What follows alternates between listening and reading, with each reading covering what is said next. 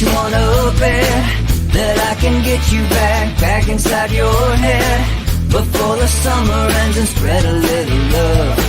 Just for a little fun, I'll make you come back to me before the rise of every sun. Baby, it's meant to be, I know you got a man, but he don't understand. You're gonna be a heartbreaker. You're such a love taker. So just suck me in and you can toss me like a cigarette. 'Cause I just wanna be a bad habit, yeah.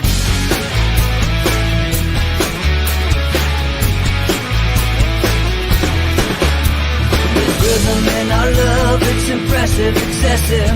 You can't make this stuff up. My chest beats, it's restless, wakes the neighbors up above. Yeah, baby, come and show me love. Baby, come and show me love. Because you're gonna be a heartbreaker. You're such a love taker. So just suck me in and you can toss me like a cigarette. 'Cause I just wanna be a bad habit, yeah.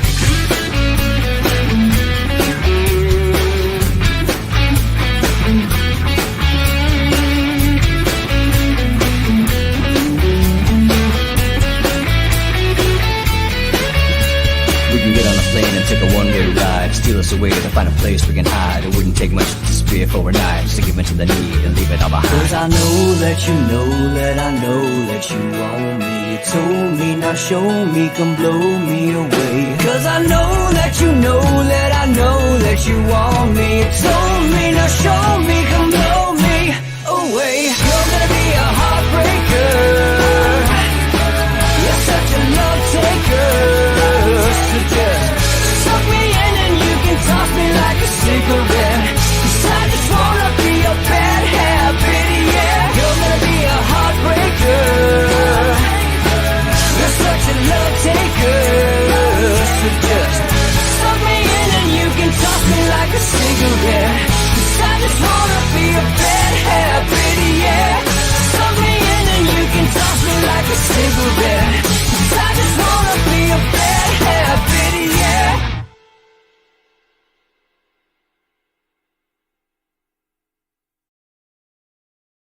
Good morning, folks. Welcome to Inside the Numbers with the People's Pundit. I'm your host, Rich Barris, the People's Pundit. It is Friday, October 22nd, freewheeling. We're going to do a Q&A, and that's good because we have a lot of polling data that I'm going to get a lot of questions on. All right, but get a little bit of a sneak peek, of some stuff that's going to go out today. You know, when I do this for somebody, like a company, like publicly, I have to, embargo stuff until they're ready to put it out. It's their product, but the deal with locals is that I get to talk about this with my locals community and my show. All right, so that's part of it because that's I would have done it for you anyway, probably. Which brings me to, no matter what happens going forward in Virginia, we decided that we wanted to keep tracking it anyway. It's an interesting race. It's a really interesting race. And I see a lot of people putting out well, if the electorate looks like this is what's going to happen. If the electorate looks like that, this is what's going to happen. When we put out a poll, it's always what our best guess of what we think the electorate currently will look like. Now, that can change over a week. The end of this, and I told people who were watching on locals, even though when we look at it, it appears McAuliffe gets a little bit of a benefit from leans, that is because of, what happened in the beginning. And toward the end of field work, Youngkin was really picking up those leaners. And honestly, that's why it's a tied race. All right, so what's left of the lean may not even vote. These are not extremely likely voters. So sometimes an unlikely voter still belongs in a likely voter model because of their vote history. And I know that sounds crazy, but that's where we came up with this right now. So just to compare what you saw earlier this week, Monmouth had an even race at 46 if the electorate was even. Our electorate is D+2, but it's still an even race all tied up at 47. I put the crosstabs in there for the locals community because there's some other stuff in there. Actually, it's all public now, right? It can go into that part is public, right? Locals, you're also going to get some stuff, and we're going to peek at it today. Here, let me just send it out to everybody before I get going into what I want to get going into. All right, but locals will start, and if you want to check out the entirety of the poll, go to creativedestructionmedia.com or cdm.press. All right, because we have a bunch of stuff on education that came out, that article we tweeted about, important, we'll talk about, but there's more on election reforms as well in Virginia. And ironically, Fairfax County, I don't know, it's almost like I anticipate this is going to happen or something. All right, Fairfax County said, it may take us a little while to count the votes.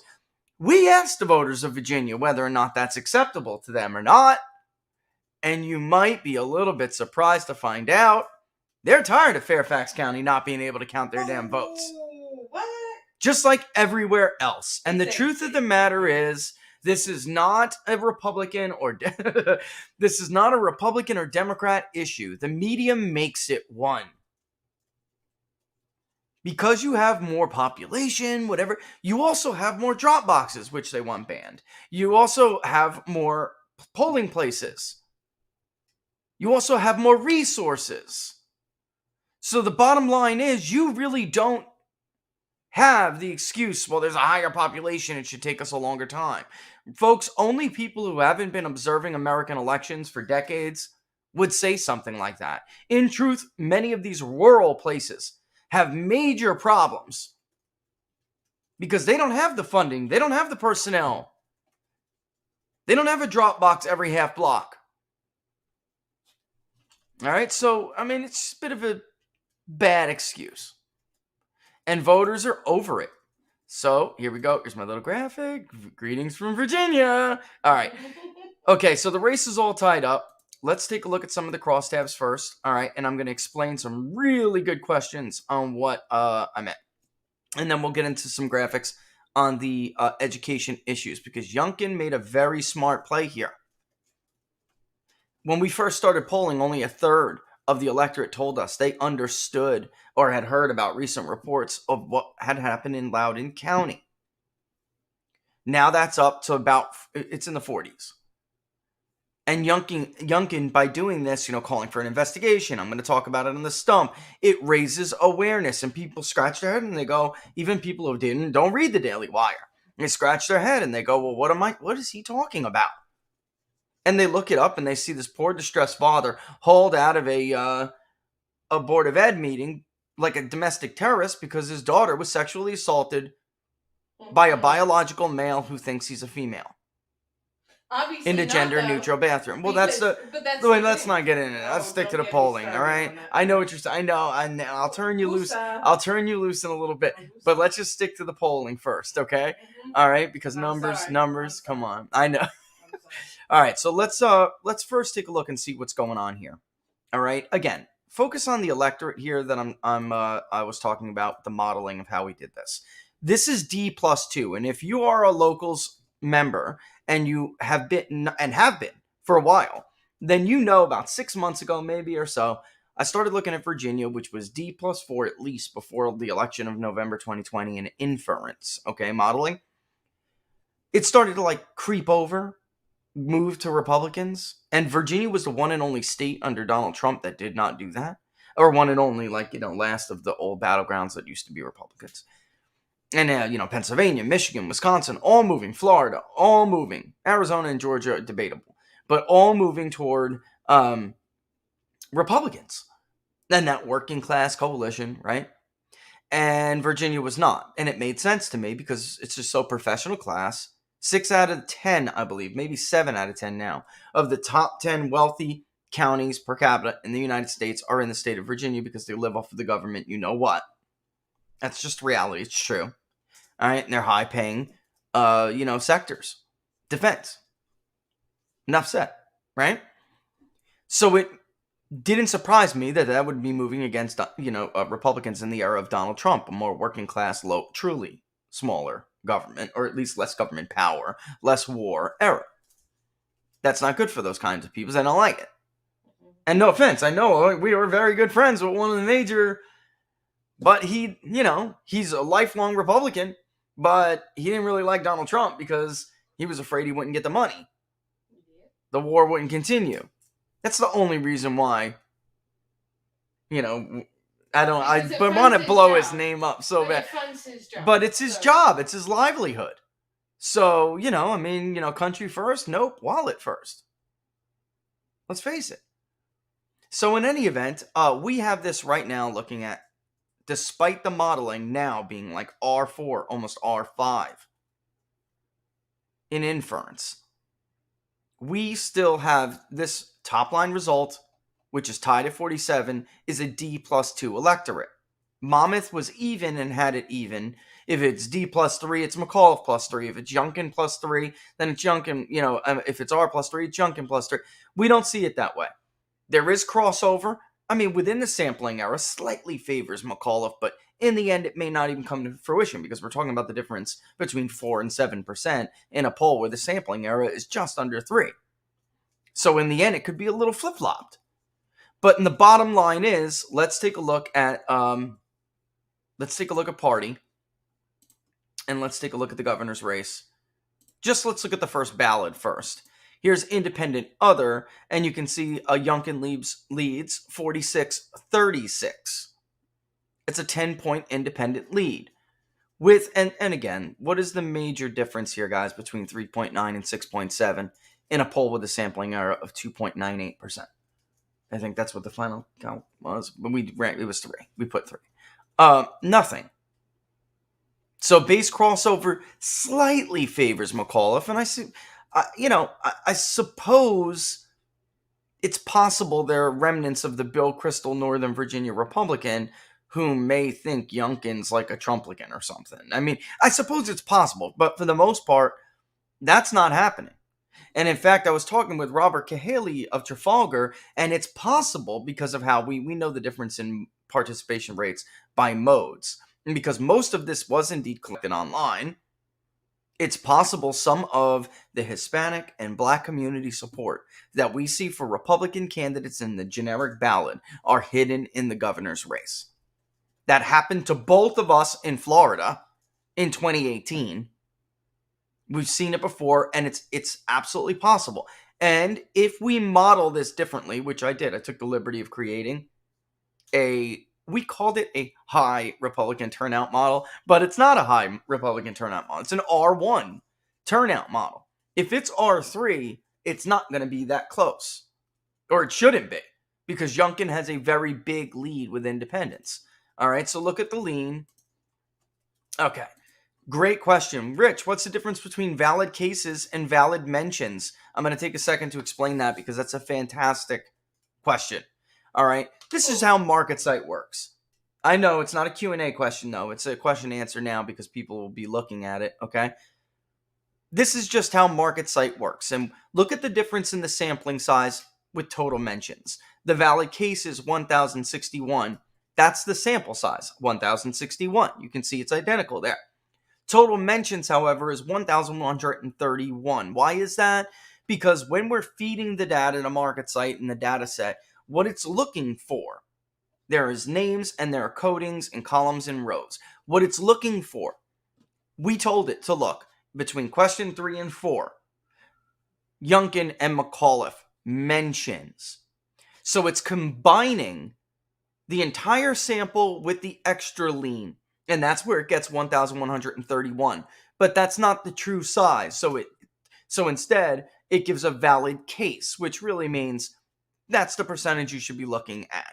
So it's the sum. Valid cases are the sum of total mentions, vote preference, within the correct sample size, 1,061. I hope that makes sense. But when you add total it just, I don't know why it does this, to confuse you. Maybe there's a way that I can actually just kind of hide that. I don't know. It's always the way it's always been in MarketSite. But basically, it's unnecessary if you're just trying to show the general public. I get that, but I'm a numbers nerd, and I like seeing that stuff.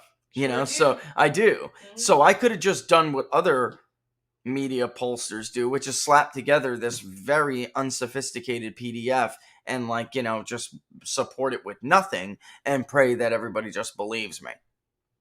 That's just not how we roll. It's just not. So when we do that, you can see McAuliffe gain, quite a bit from not quite a bit. He gains to the point where it's no longer basically dead even. If you're looking at tenths of a percentage point, he has a 4/10 of a percentage point advantage over Youngkin, but they still are 47 up.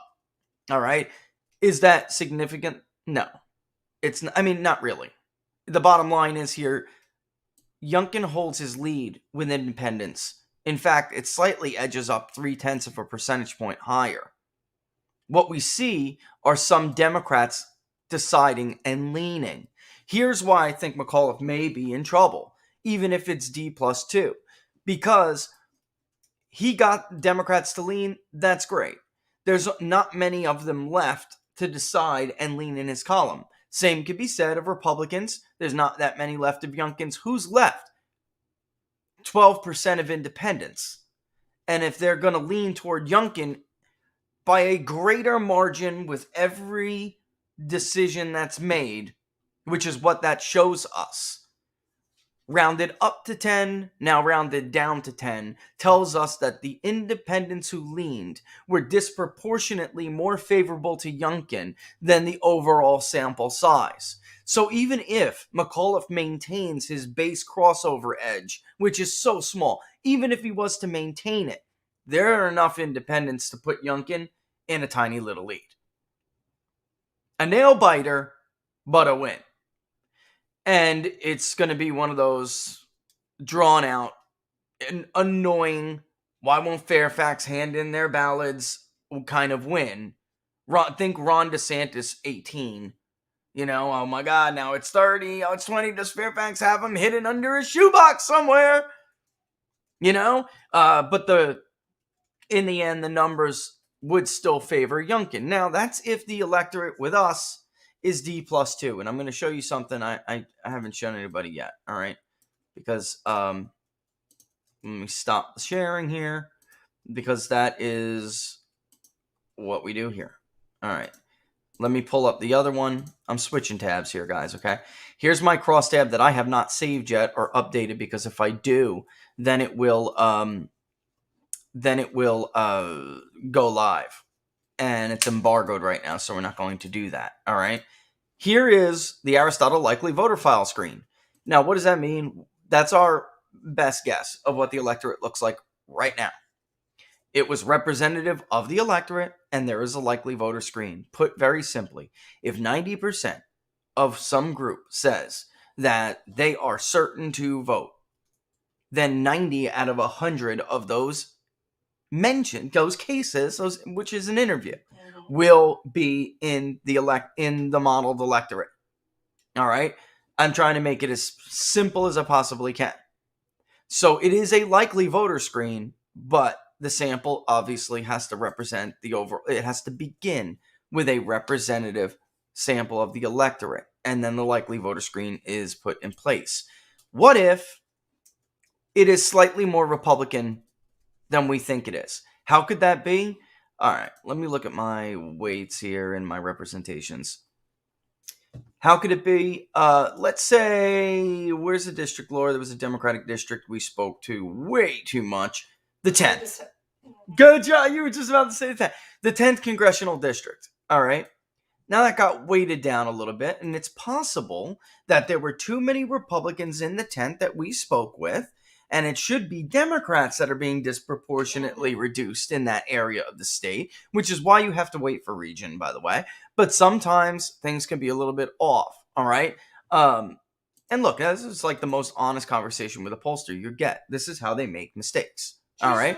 And the bottom line is, that's another thing we need to talk about. Democrats are not only in danger of losing one congressional district in the state of Virginia, they're in danger of losing two. Which is the overall message here, before I get into this changing the weight variable, which is what we're going to do. Okay? Democrats. Laura, don't bother me during the show or I won't call you for the rest of the day. That's my rule. If you text me or call me during the show and you damn well know it's time for Inside the Numbers, you will be basically blacklisted from me for the rest of the day, because if you don't have the respect to wait from 11 to 1, then I won't have the respect to call you back. So some of you I know damn well watch the show. What are you doing calling the phone right now?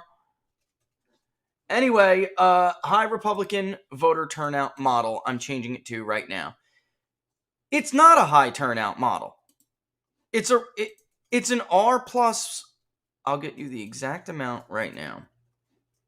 Our high Republican turnout model is 34.2% Democrat and 35.4% Republican.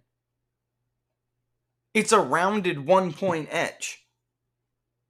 All right. Independents tick just a little bit higher.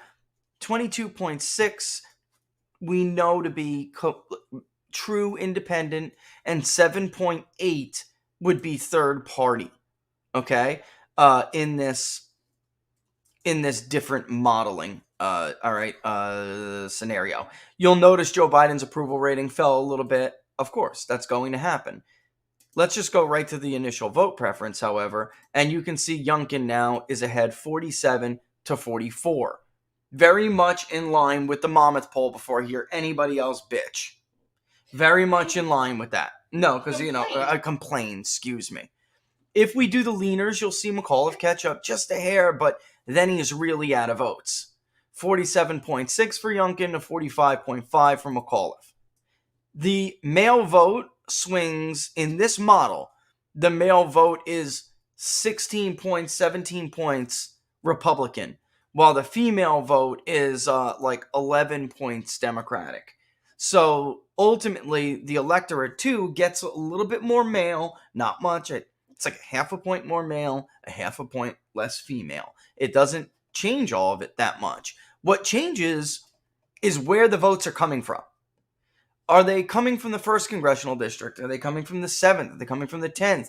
The 7th right now is represented by a Democrat, but it is voting Republican. It's going to vote Republican regardless of whether Youngkin wins this race or not. Mm-hmm. Why do I say that? Because, look, Joe Biden won Virginia 54-44. Ralph Northam won it by about 8 points, okay, in 2017. The bottom line is, since November 2020, Virginia has moved about 10 points towards Republicans. Right on the line, which puts Virginia 7 in the Republican column, and which puts Virginia 10, which Democrats won by 12, within the margin of error. Which I would not have thought, folks. If we would have had this conversation a month ago, I would have told you 7 is it. Abigail's seat is the only seat that's really up for grabs. But this is turning out to be such an anti-democratic year, or by the time we get to 2022, it will likely be a putrid year for them, that the 10th district is actually more in doubt than we thought it would be. All right?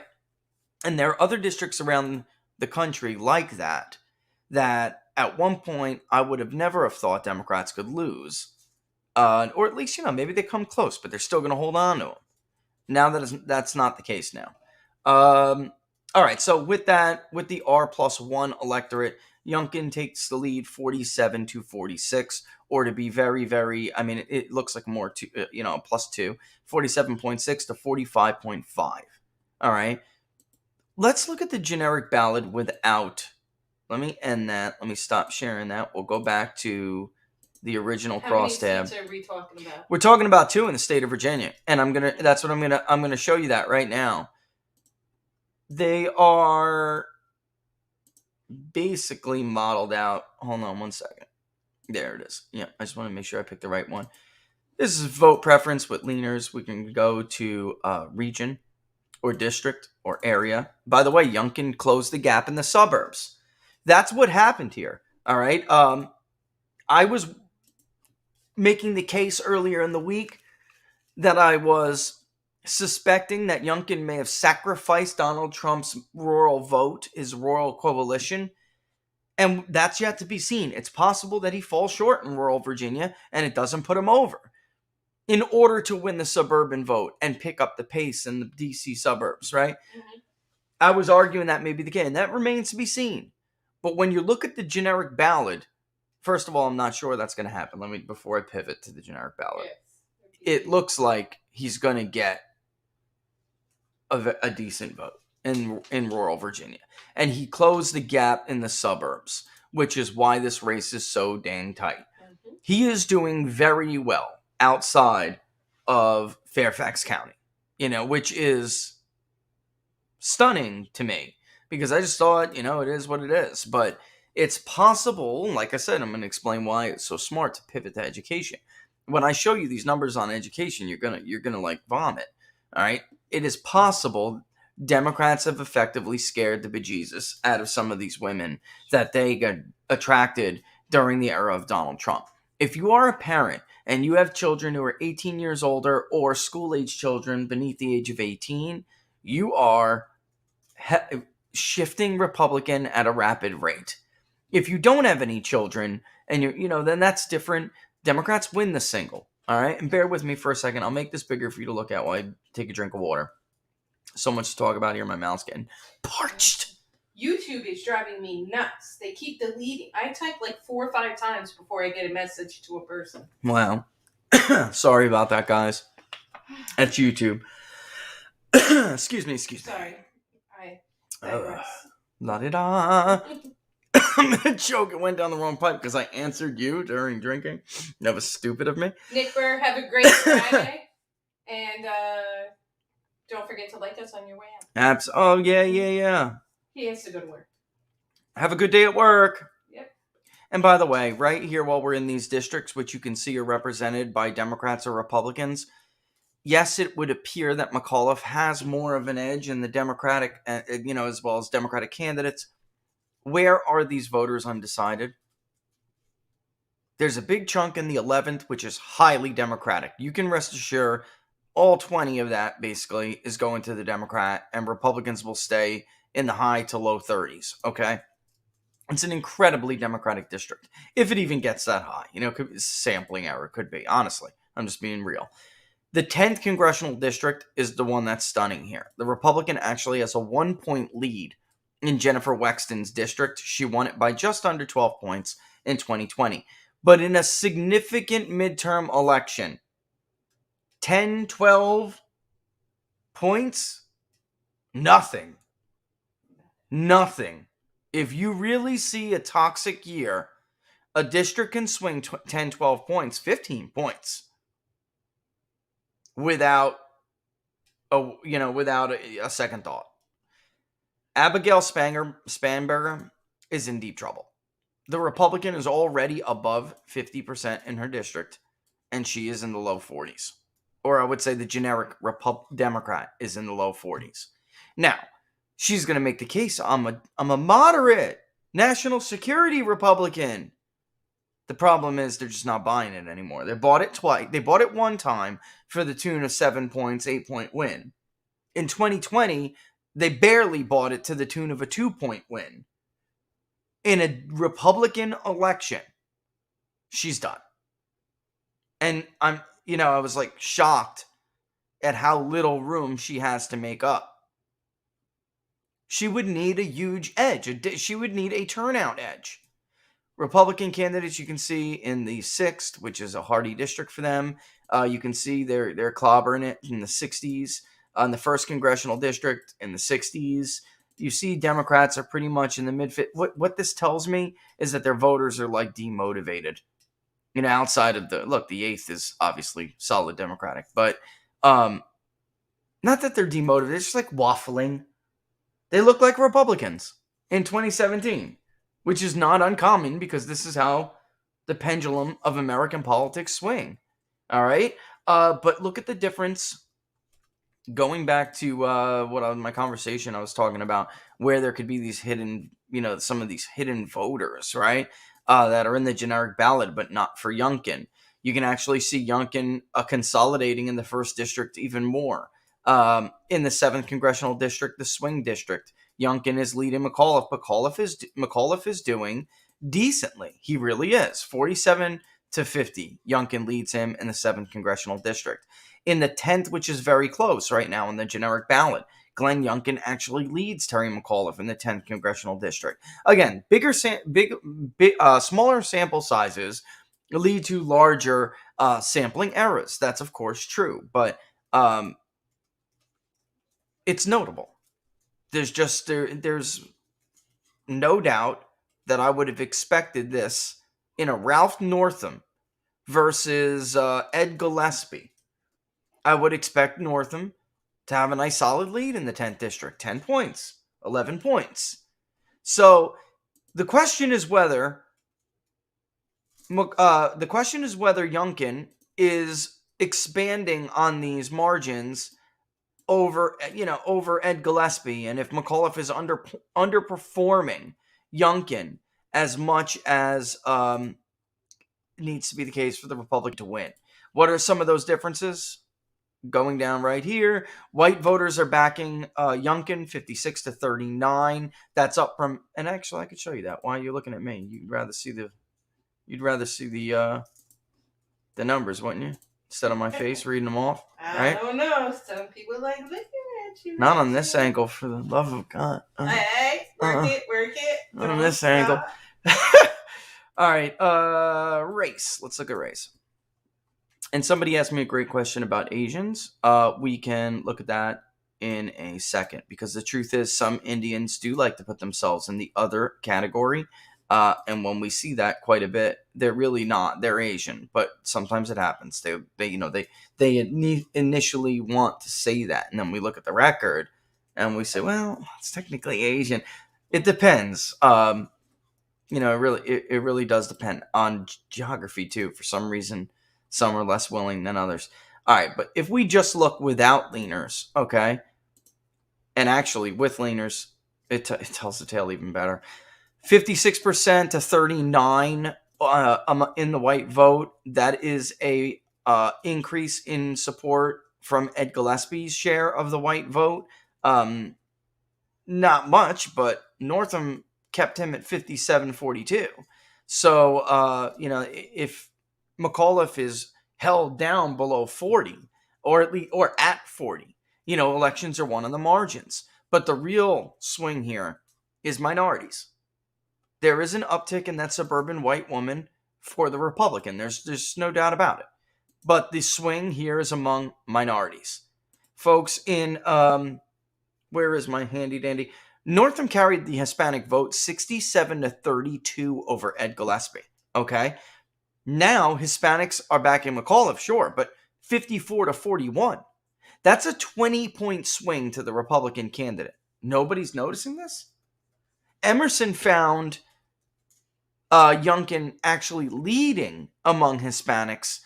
If we do the high Republican turnout model that we were just showing you before, then that actually does get it. Get Youngkin within striking distance, but McAuliffe is still carrying Hispanics.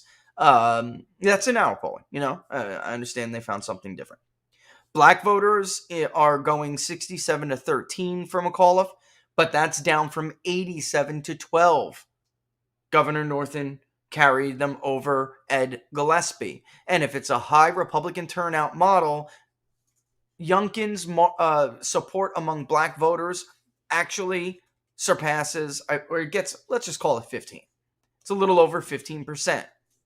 It's a big difference. That's everything I'm explaining right now is an effort to explain why this race is so damn close. These swings have erased that 10-point advantage that Democrats thought they had, and now, frankly, it's a freaking nail-biter. Virginia has a very long history of voting for the out-of-party candidate. As far as, whoever won the White House the prior year, they vote for the party that isn't in the White House. Democrats are less tolerant voters. I'm not saying anything to be insulting, but the fact of the matter is, you could have a Roy Moore being a Democrat win in a blue state, even though he's Roy Moore. Whereas you would have Madison Republicans in Alabama say, I'm sorry, I just can't do it.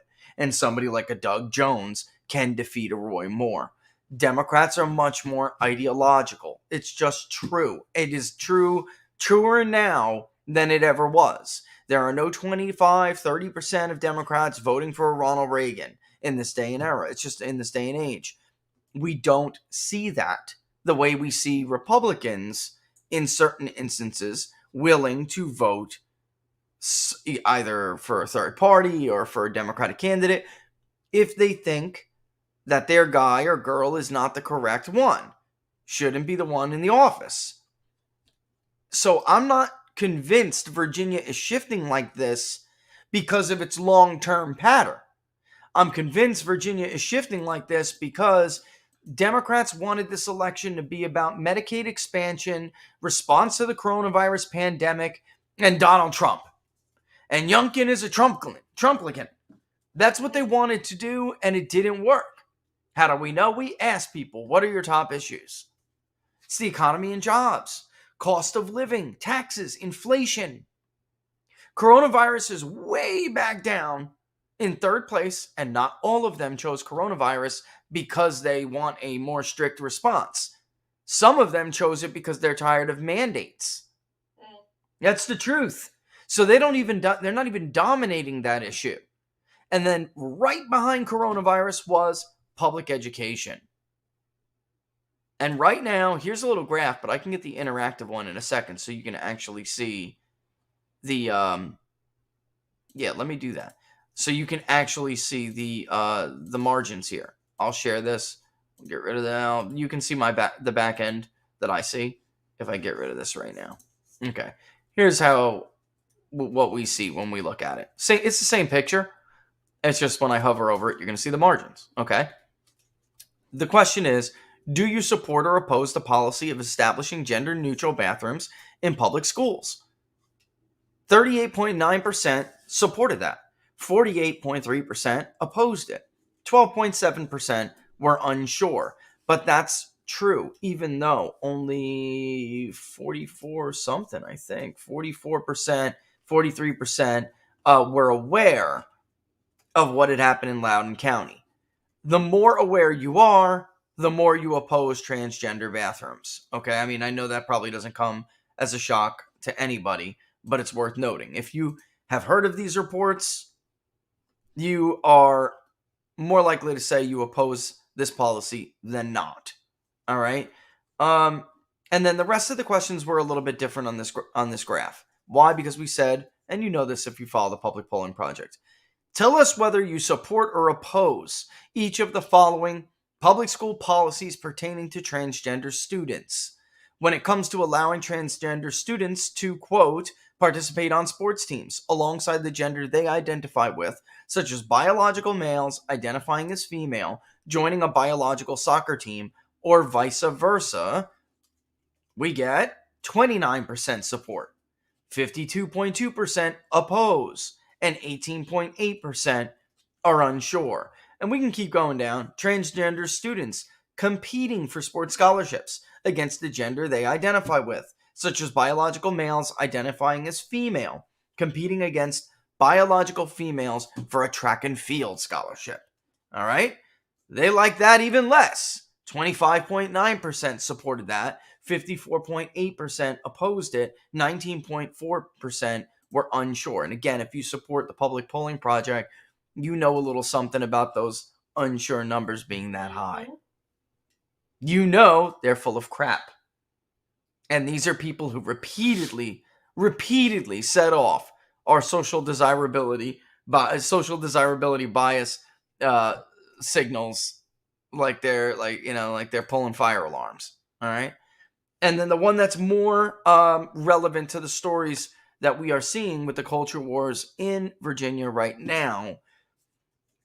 Please tell us whether you support or oppose transgender students using locker and bathrooms facilities with the gender they identify with, such as biological males identifying as female, sharing locker rooms and bathrooms with biological female students, or vice versa.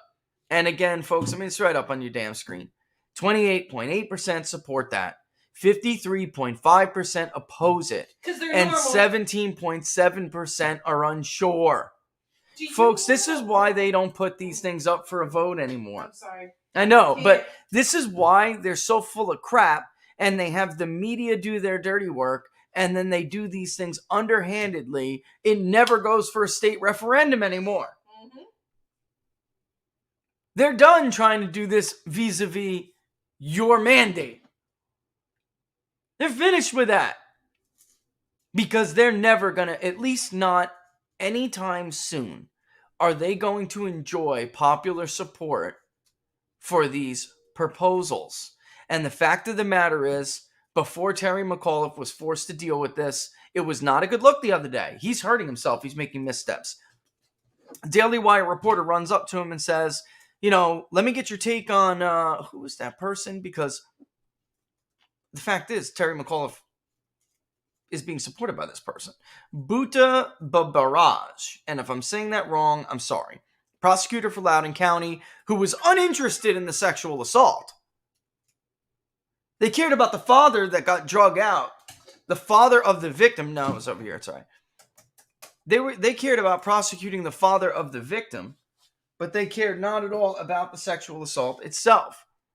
Looks like Laura's having some technical difficulties over there. Give me a second. I can help you out because we're going to take a break in a hot minute. All right. This is that same prosecutor who wanted nothing to do with it.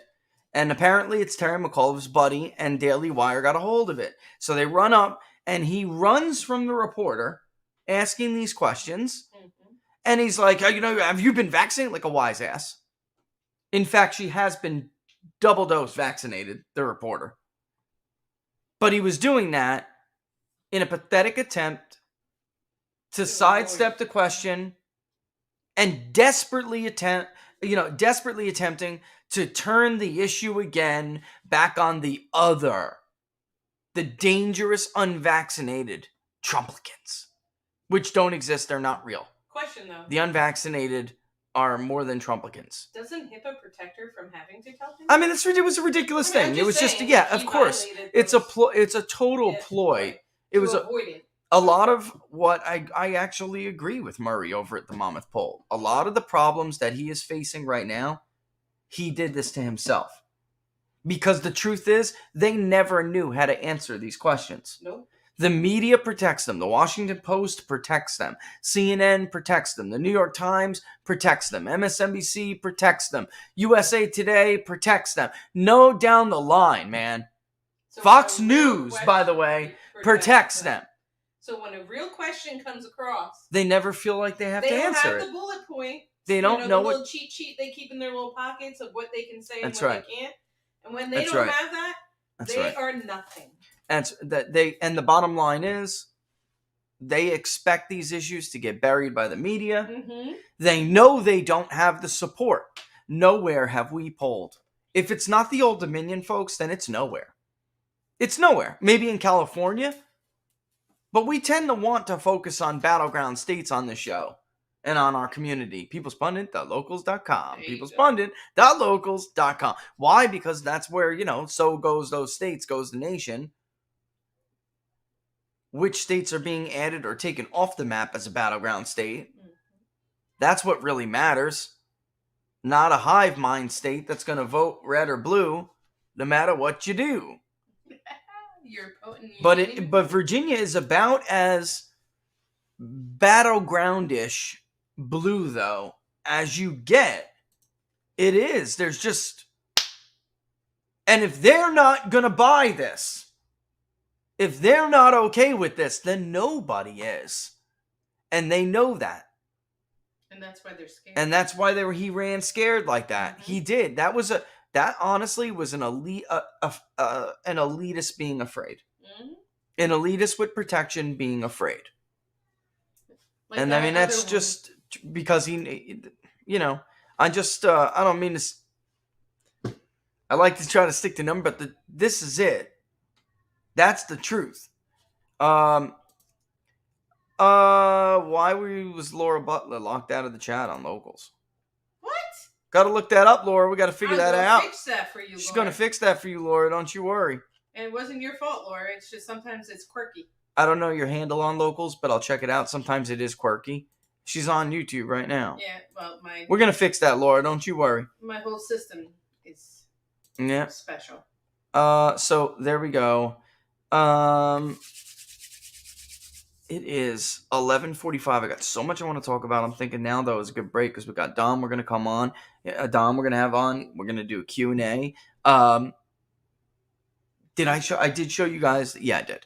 All right. So I think I did that pretty good, actually. In 45 minutes, I got the top lines in there. I got the generic ballot basically in there. There was one thing about the generic ballot I wanted to talk about, though, guys, which is Republicans are actually leading by 3 points on the generic ballot in the state of Virginia. Even though Youngkin is, while he closed the gap, he's still not leading among Hispanics in the state of Virginia. He certainly did close the gap, but he's not leading. All right, or at least not in our poll. All right, but I know others, they do have him leading, which we're not. Maybe we're wrong. And if we are, then this race is over, because I know I'm right with the white vote. I'm dead on with the white vote. Dead on with it. And it's the other. And, you can see that in region, guys. You will, go and look during the break, if you have access to the crosstabs, go and look by region, okay? And what you're going to see is Biden's approval in the D.C. suburbs. Look at it. It's not as great as it was, but it's still not hard, Now look at the generic ballot in the D.C. suburbs. That's Loudoun County. That's what's doing that. Outside of Fairfax, it's not looking the way it did 2 years ago, a year ago for Democrats. It's just not. And that is same thing when you look at Youngkin, how well he's performing. He's not going to go ahead and carry Hampton Roads, but he was doing much better in Nova than prior Republican candidates. And that makes all the difference. Away. It makes all it. You take a piece here, a piece there. That's right. Republicans never won Fairfax County, guys. They used Loudoun to offset Fairfax somewhat. And then the rest of the state, rurally, outside of the southeast, the Hampton Road area, the rest of the state to overtake the Democratic margin. All right? And then Virginia turns red. And that's how Virginia was red. Yeah. I mean, it's really that simple. It's a 3-step process. Amen. All right, so it's 11:47. Laura needs to get her thing back up and running. So we'll take our break right now, and we'll answer some questions. We'll bring on Dawn a little bit. It'll be good stuff. It's Freewheelin' Friday. You're watching Inside the Numbers with the People's Pundit. Follow me on Twitter at @Peoples_Pundit. Get her at People's Pundit. But of course, the best way to find me is on Locals, because we all actually interact. peoplespundit.locals.com. You get, voter analysis models, access to things you don't get on regular social media. It's a community. Yes. It's a revolution in data journalism. All right, we'll be back in 2 minutes and 40 seconds.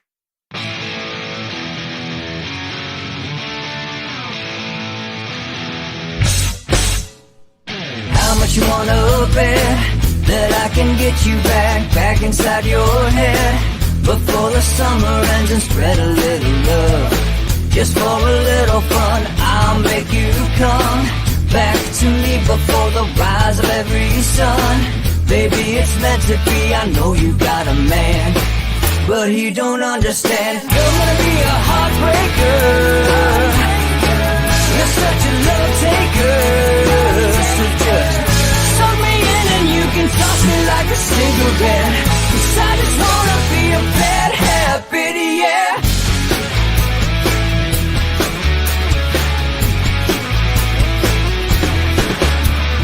Rhythm in our love, it's impressive, excessive. You can't make this stuff up. My chest beats, it's restless, wakes the neighbors up above. Yeah, baby, come and show me love. Baby, come and show me love. Because you're gonna be a heartbreaker. You're such a love taker. So just suck me in and you can toss me like a cigarette. 'Cause I just wanna be a bad habit, yeah.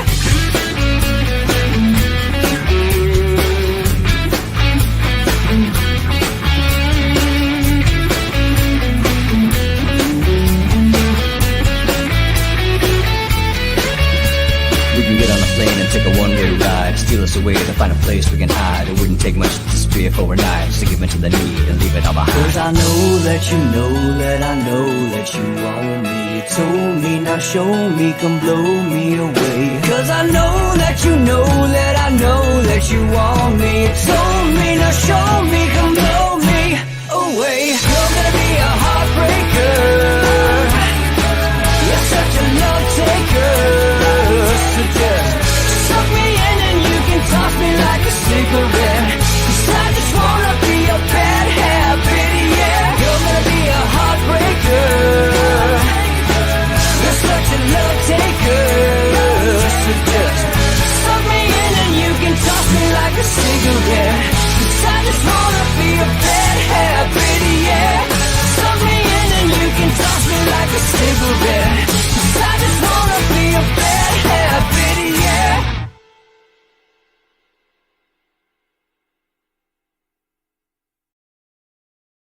University.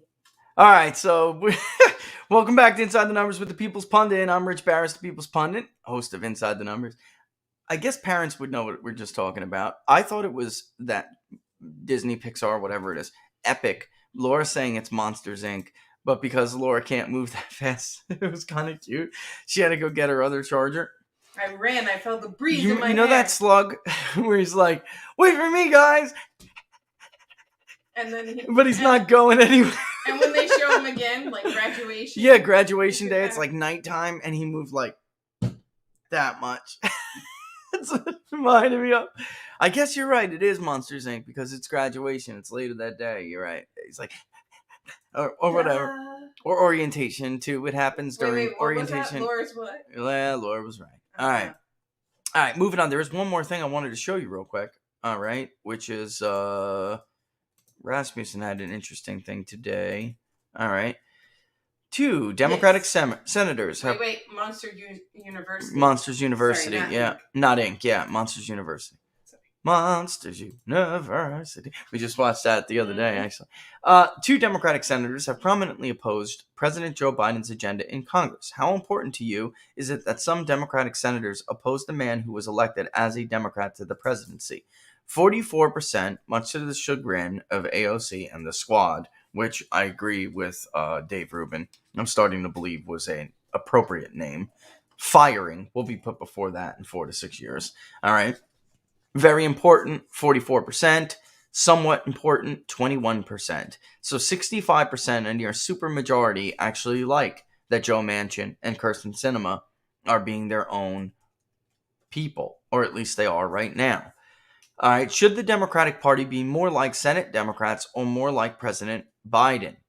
39% say more like Senate Democrats, and only 27% say more like Joe Biden. There was another one, too, that I wanted to look up. Let me see if I missed this real quick. Well, bottom line is, if you look at the article, which we're not going to do, but fewer than half of Democratic voters... Oh, it was in there. Fewer than half of Democrats actually said that they should follow Joe Biden on his agenda, which, no matter what you say about Donald Trump, that was never the case. His party always wanted the Congress to follow his lead, not the other way around. Interesting. Don't you think? I do. Don't you think? I really do. I really, really do. All right, so when Laura gets up and running here, then we will start, taking some questions. Oh, you want me to get some questions? Yeah, I mean, preferably about Virginia and the poll. I got lots of questions about Virginia, but I also, how people say. Oh, and don't forget I don't know if you saw me tag, but there are 2 Democrats that are retiring in North Carolina, one in District 4, and the other one was Doyle. All right. And somebody had asked that question in the very beginning on locals. And I said, you know what? Keep that because I think it's important. And I want to say, you'll see my response down there, but. Is it? No, that's not it. David Price and Doyle. Yeah, that's it. And it was Ryan's question, I think, or Flashkin. Kevin? Okay, Kevin. Kevin What B. do you think of David Price retiring? Is redistricting forcing him out? I wouldn't think his seat would be in jeopardy. So, North Carolina definitely is going to be one of those states where redistricting is a fight. All right, these districts are Democratic districts. Doyle, I think, was the most honest about it. Where you had, Price. He's just been there for I think 4 decades. I don't know. It's been a long time, at least 2. And he served in other roles in government, but he was the Transportation Committee, I believe. Fixture in North Carolina Democratic politics. A fixture in North Carolina politics, frankly. Here's where I think Republicans may be miscalculating here. Doyle, I think, was being most honest when he said, look, my district is going to be a new district. It is going to be redrawn. And the bottom line is, now's a good time. I never believed in career politicians. Now's a good time for me to leave so the new district could get a new face and move forward. That's probably mostly true, you know? But the bottom line is the retirement primary, right? Like the money primary, it does matter. Democrats never would have picked up as many districts as they did in 2018. It wasn't really a blue wave at all. They would never have picked up that many districts if it wasn't for retirement. Certain Republicans would have held on to their districts that were lost. All right? Or even in doubt and got closer. I don't know. I don't think even with the redistricting, the only two counties in eastern North Carolina that added to the Republican fold were Carteret. I mean, there were more, but big ones. Carteret and Craven County added population. And the good news for statewide races for Republicans is that Carteret, very affluent, lot of money, actually ticked up a point or two for Donald Trump since 2016.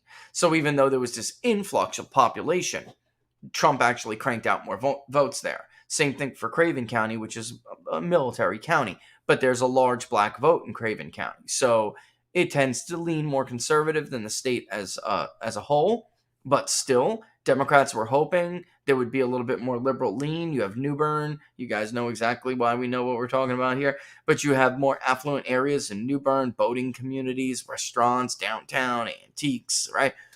But there's this heritage that Democrats have not been able to break through, even though they basically dominate local offices.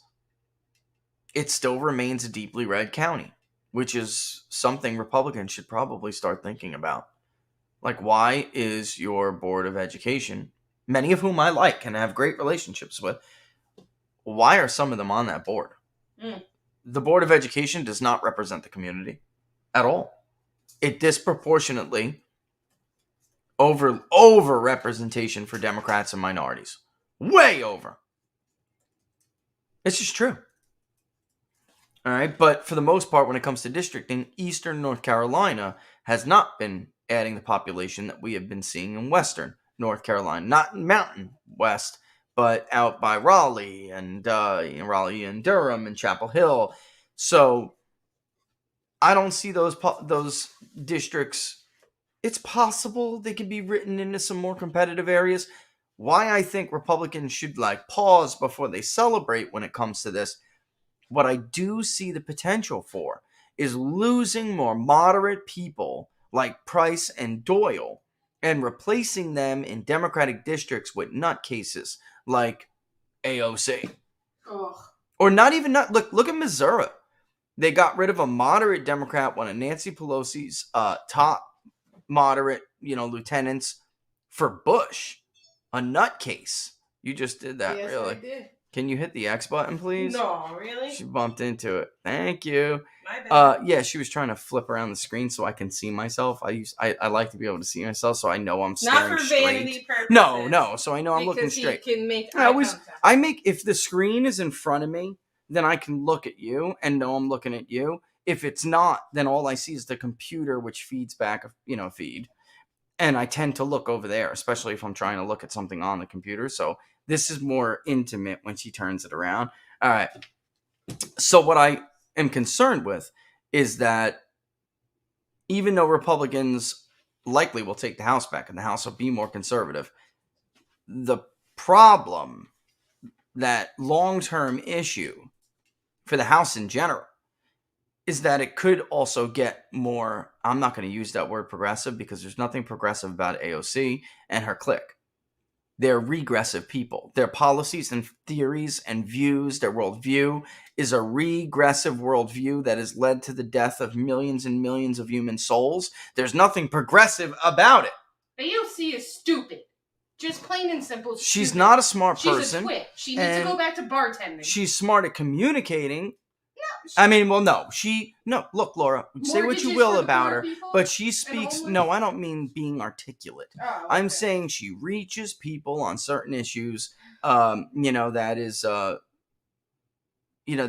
other people haven't been speaking to. So whether or not, we or you guys personally agree with what she's saying, There are people, she's getting people's attention. And she has been, effective at moving it. But the bottom line is, they're dangerous. Mm-hmm. Their ideology is dangerous. Price and Doyle aren't Marxists. Yeah. You know what I mean? Like, they're not radical leftists who will, who the hell knows? And in fact, that's what I think I'm seeing when I'm seeing some of these Democrats retire. They get their arms twisted by Nancy Pelosi to vote for something that they wouldn't ever think in their career they would have voted for.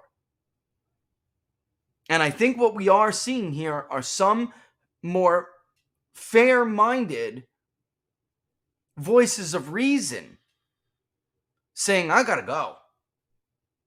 Not because there's going to be a Republican wave, which it probably will be, but because I don't have a home here anymore. I'm not a Republican, but I also don't want to get my arm twisted into voting for these nutcase, crackpot, dangerous, Mao Zedong, lunatic ideas. Get it, baby.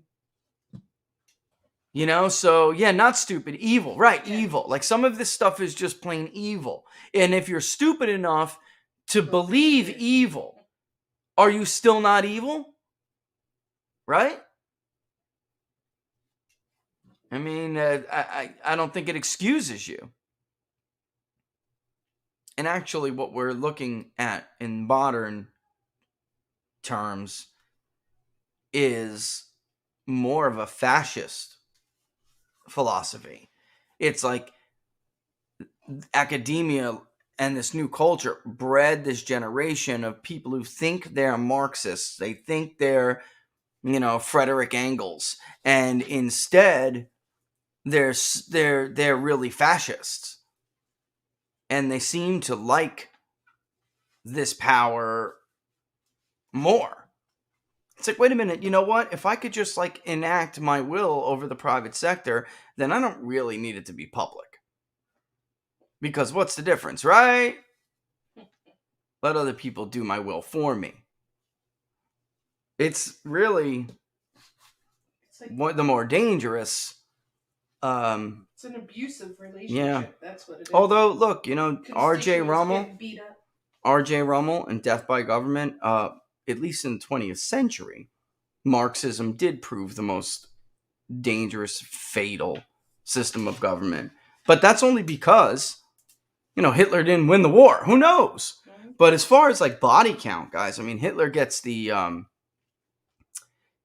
bad, evil rap because he lost the war and because there was a racial component to it. But Uncle Joe certainly had a racial element to his persecution of the Ukrainians, and later Mao certainly had a racial element to his persecution of Western, non-Taoist, people who didn't go along with the reset, cultural revolution kind of thing, but Mao's body count puts Hitler to shame. Sure does. Puts him to shame. So, but they weren't, Hitler wasn't Uncle Adolf, like Stalin was, Uncle Joe. So, and that's another, I mean, Pol Pot, Eric, right? Holy crap. The Khmer Rouge? Holy crap. 2 million he literally murdered 1/3 of the population. It's crazy. And I don't know how on earth wouldn't be justified banning such craziness. I don't know, well, because you gotta, free speech is free speech, but we should all be at least in the understanding that we're supposed to operate within these parameters of Americanism, and some things just are not American. But right now that's reversed, where you have somebody like a mansion and a cinema. They're becoming like the lepers in the colony. You know what I mean? Mm-hmm. They're now the lepers, which is a total change.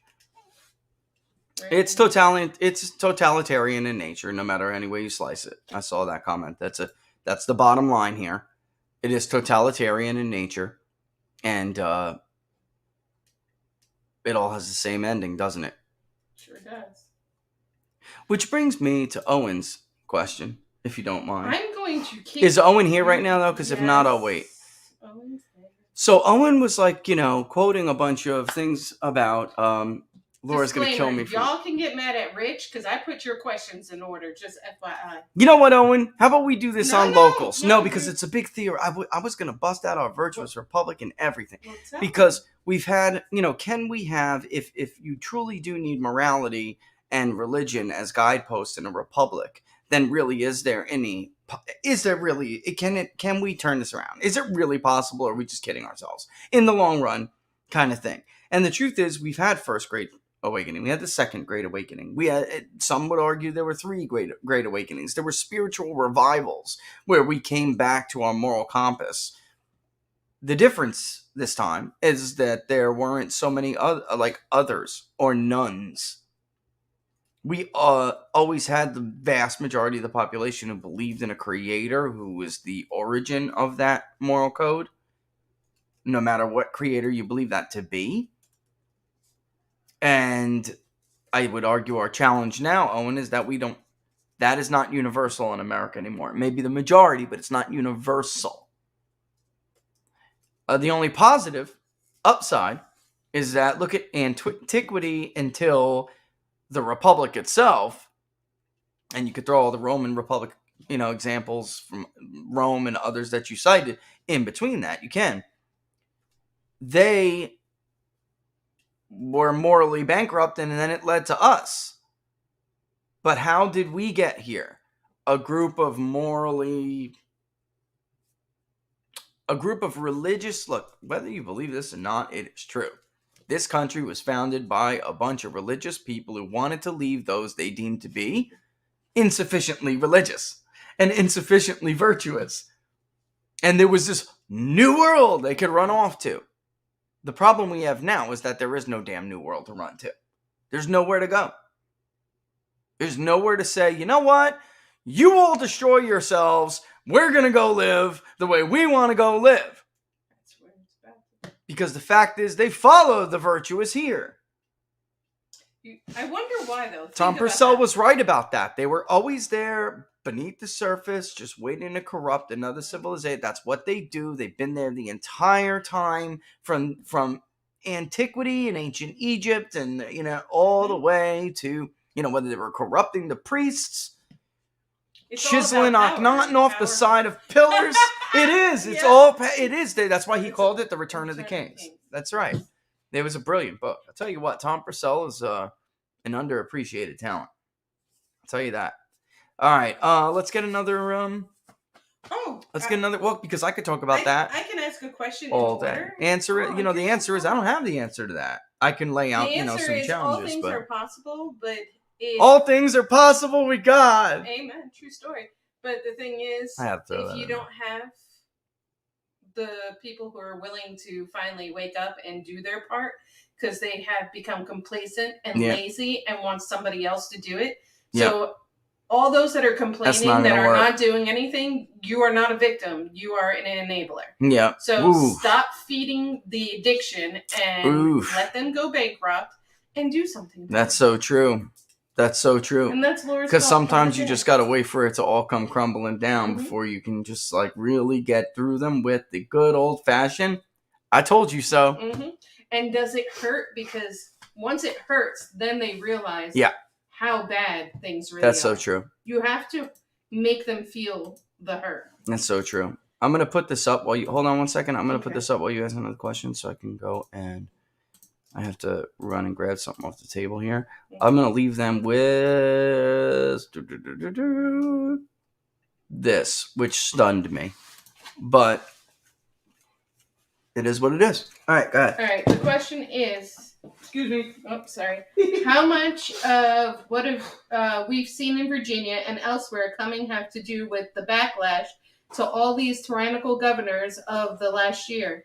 Will we see a huge number of them go down regardless by party by next year? Ryan wants to know. Yeah, and I was answering that one briefly, in the chat. I think in the end, we already saw Pennsylvania punish their governor, and I think that we're coming up here in a midterm where we're going to see Whitmer get punished. We're going to see Ayers get punished. We're going to see Wolf get punished. Murphy is in a race in New Jersey, for crying out loud. And everybody knows it, but nobody wants to talk about it. Mm-hmm. Mike DeWine, a Republican, he's going to lose his primary. Okay, because of who will be rewarded? Ron DeSantis. So I think there is that baked into the cake. And I also think that in the end, it's a main driver of this Republican enthusiasm gap that we're seeing. And unless they commit suicide by giving Democrats everything they want to offset this enthusiasm gap, then there is a chance for things to go back to normal and our electoral politics to continue the way it has always continued in the past, or at least modestly back in that direction. But that remains to be seen, because they are, they're cowardly in most ways. So this election for Republicans, for the base, is so important because you really don't have the time to deal with that anymore. You have like one shot to get rid of all of those enablers that you were even just talking about. There are plenty of enablers in public office who claim to be doing something, but are not. I mean, there's very few proactives, and they'll be rewarded. And I think the other ones are in deep trouble. They're going to have to play little gimmicks and games to be able to stay in power, like Liz Cheney and Adam Kinzinger, who, by the way, if either one loses their primary, they will join forces with Democrats. I told you that. We went over that. We did that in a show 2 weeks ago in the New York Times opinion piece. That's exactly what they're saying. That's what they're threatening to do. Let them. They're already voting Democrat anyway, for the most part. It's just true. And what's the difference between them and Youngkin? 2.6%. Now, I know every bit matters. But 2.6. Yeah. But yes, but you said in the... There was one, by the way, in the biggest word cloud, in the most important issues, the biggest word in the word cloud was abortion. It was 89% pro-life. All right. So of those who mentioned abortion, only 11% were like abortion rights, for instance, or something like that. It was 89% pro-life kind of remarks. And, I'm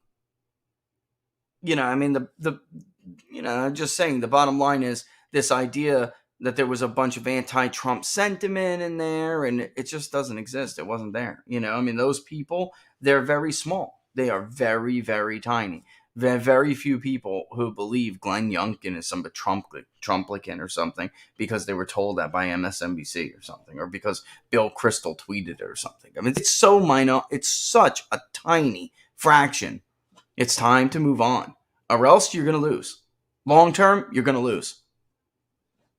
You're going to lose not just a party, but you're going to lose what I think is dear,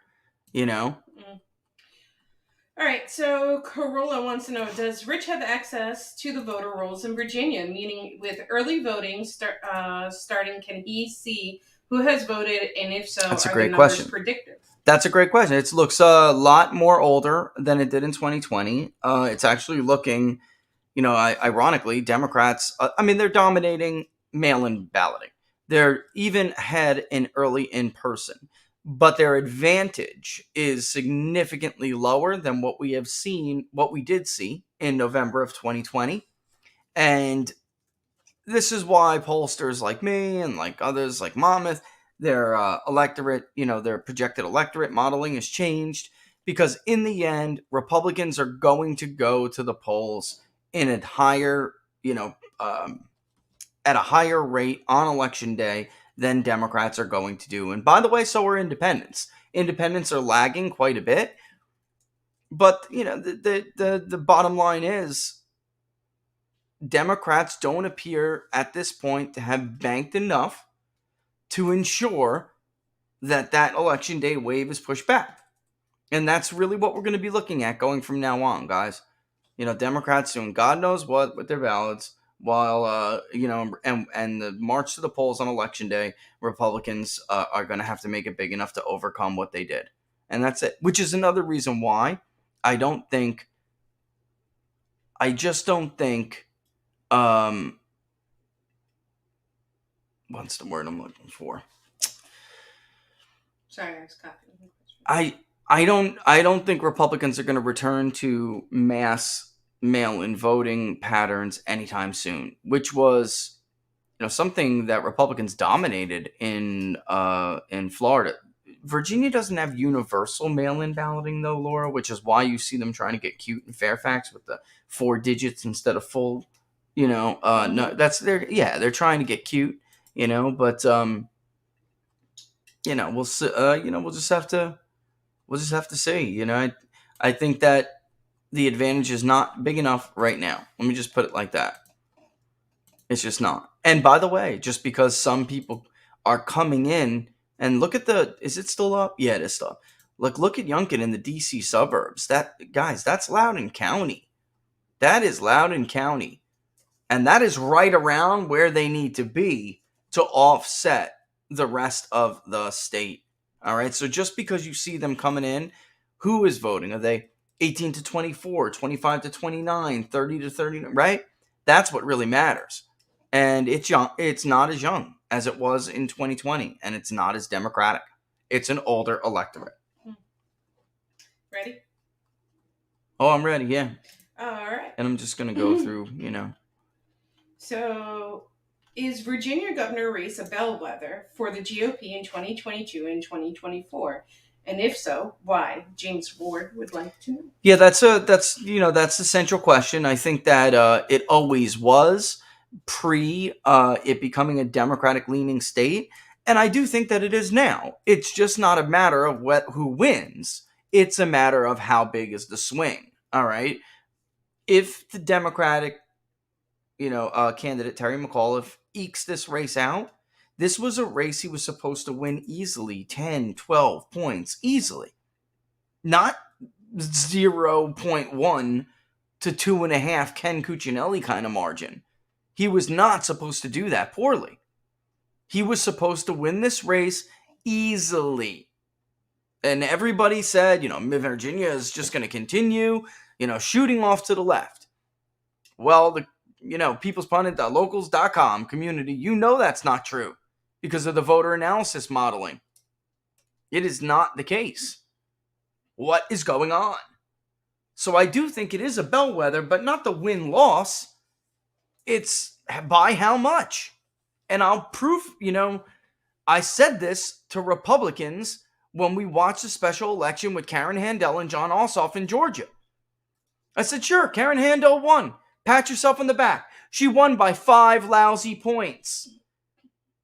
Price beat the Democrat in that district by plus 20, more than 20 points, routinely.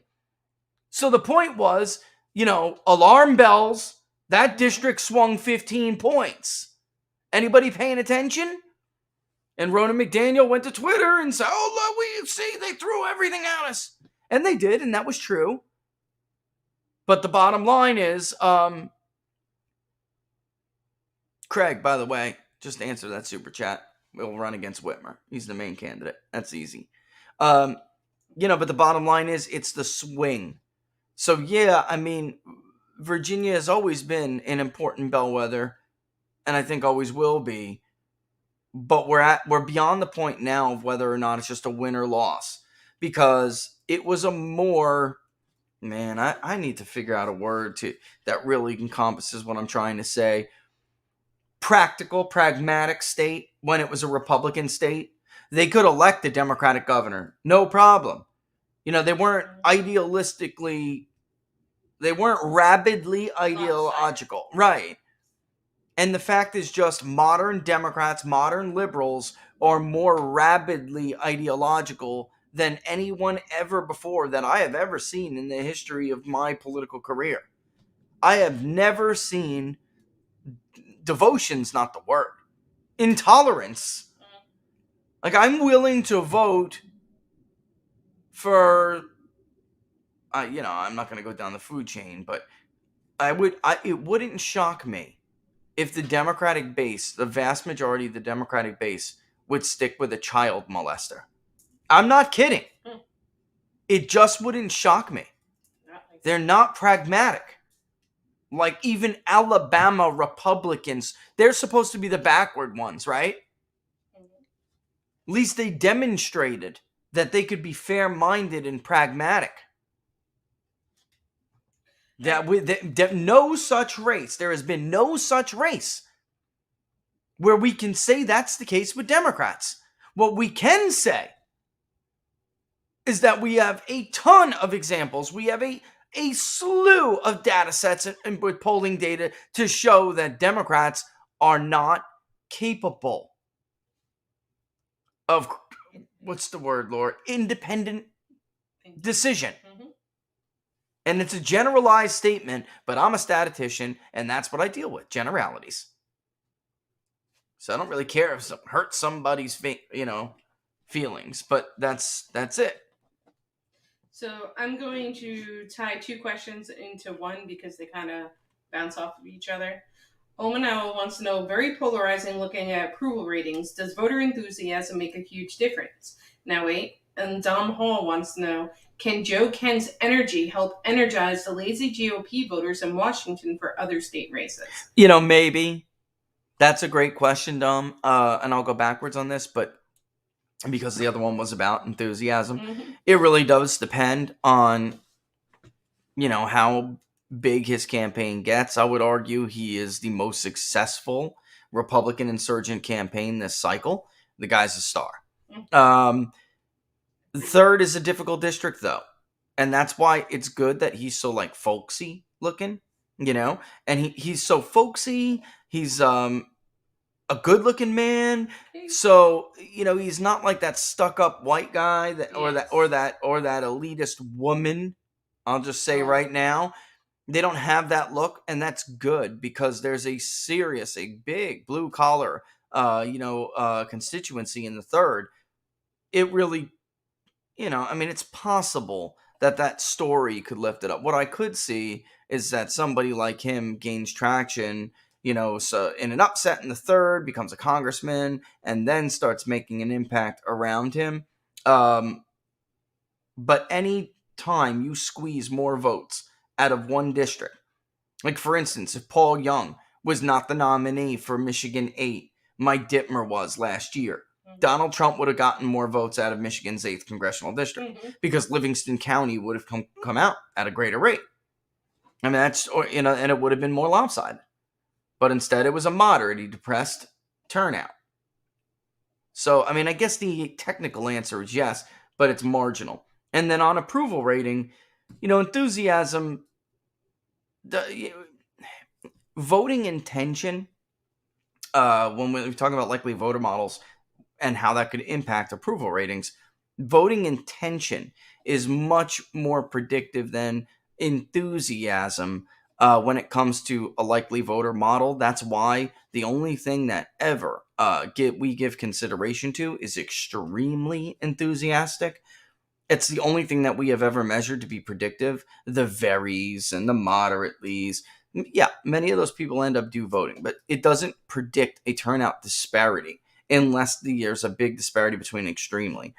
And, when I changed the turnout modeling in Virginia before, you did see Biden's approval rate go down to the low 40s instead of mid 40s to low 40s. Because as the electorate changes, then so would obviously his approval rating on. By the way, that was our best, fairest guess of the electorate, where Joe Biden's approval is at 45.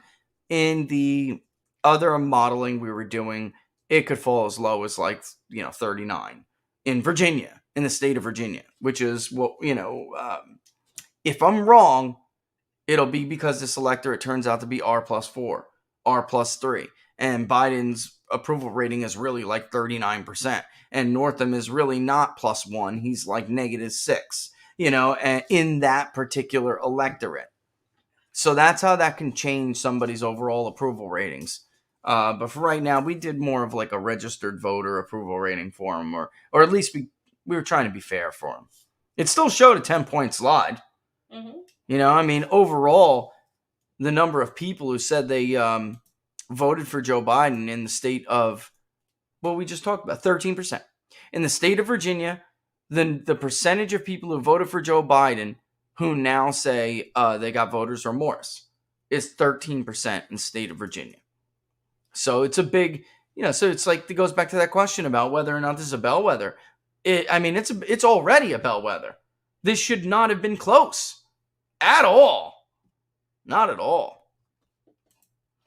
All right, go ahead. All right, awesome. So let's see. This one I found interesting. Jeremy, I'm going to say Eloy, but it might be wrong. What do you think of the 3 Maryland counties voting to want to join West Virginia? I think in the end, some of these proposals that we laugh at, and there have been some in Washington, in Oregon, and other places as well. We were just talking about the Pacific Midwest. I think we should let them do it.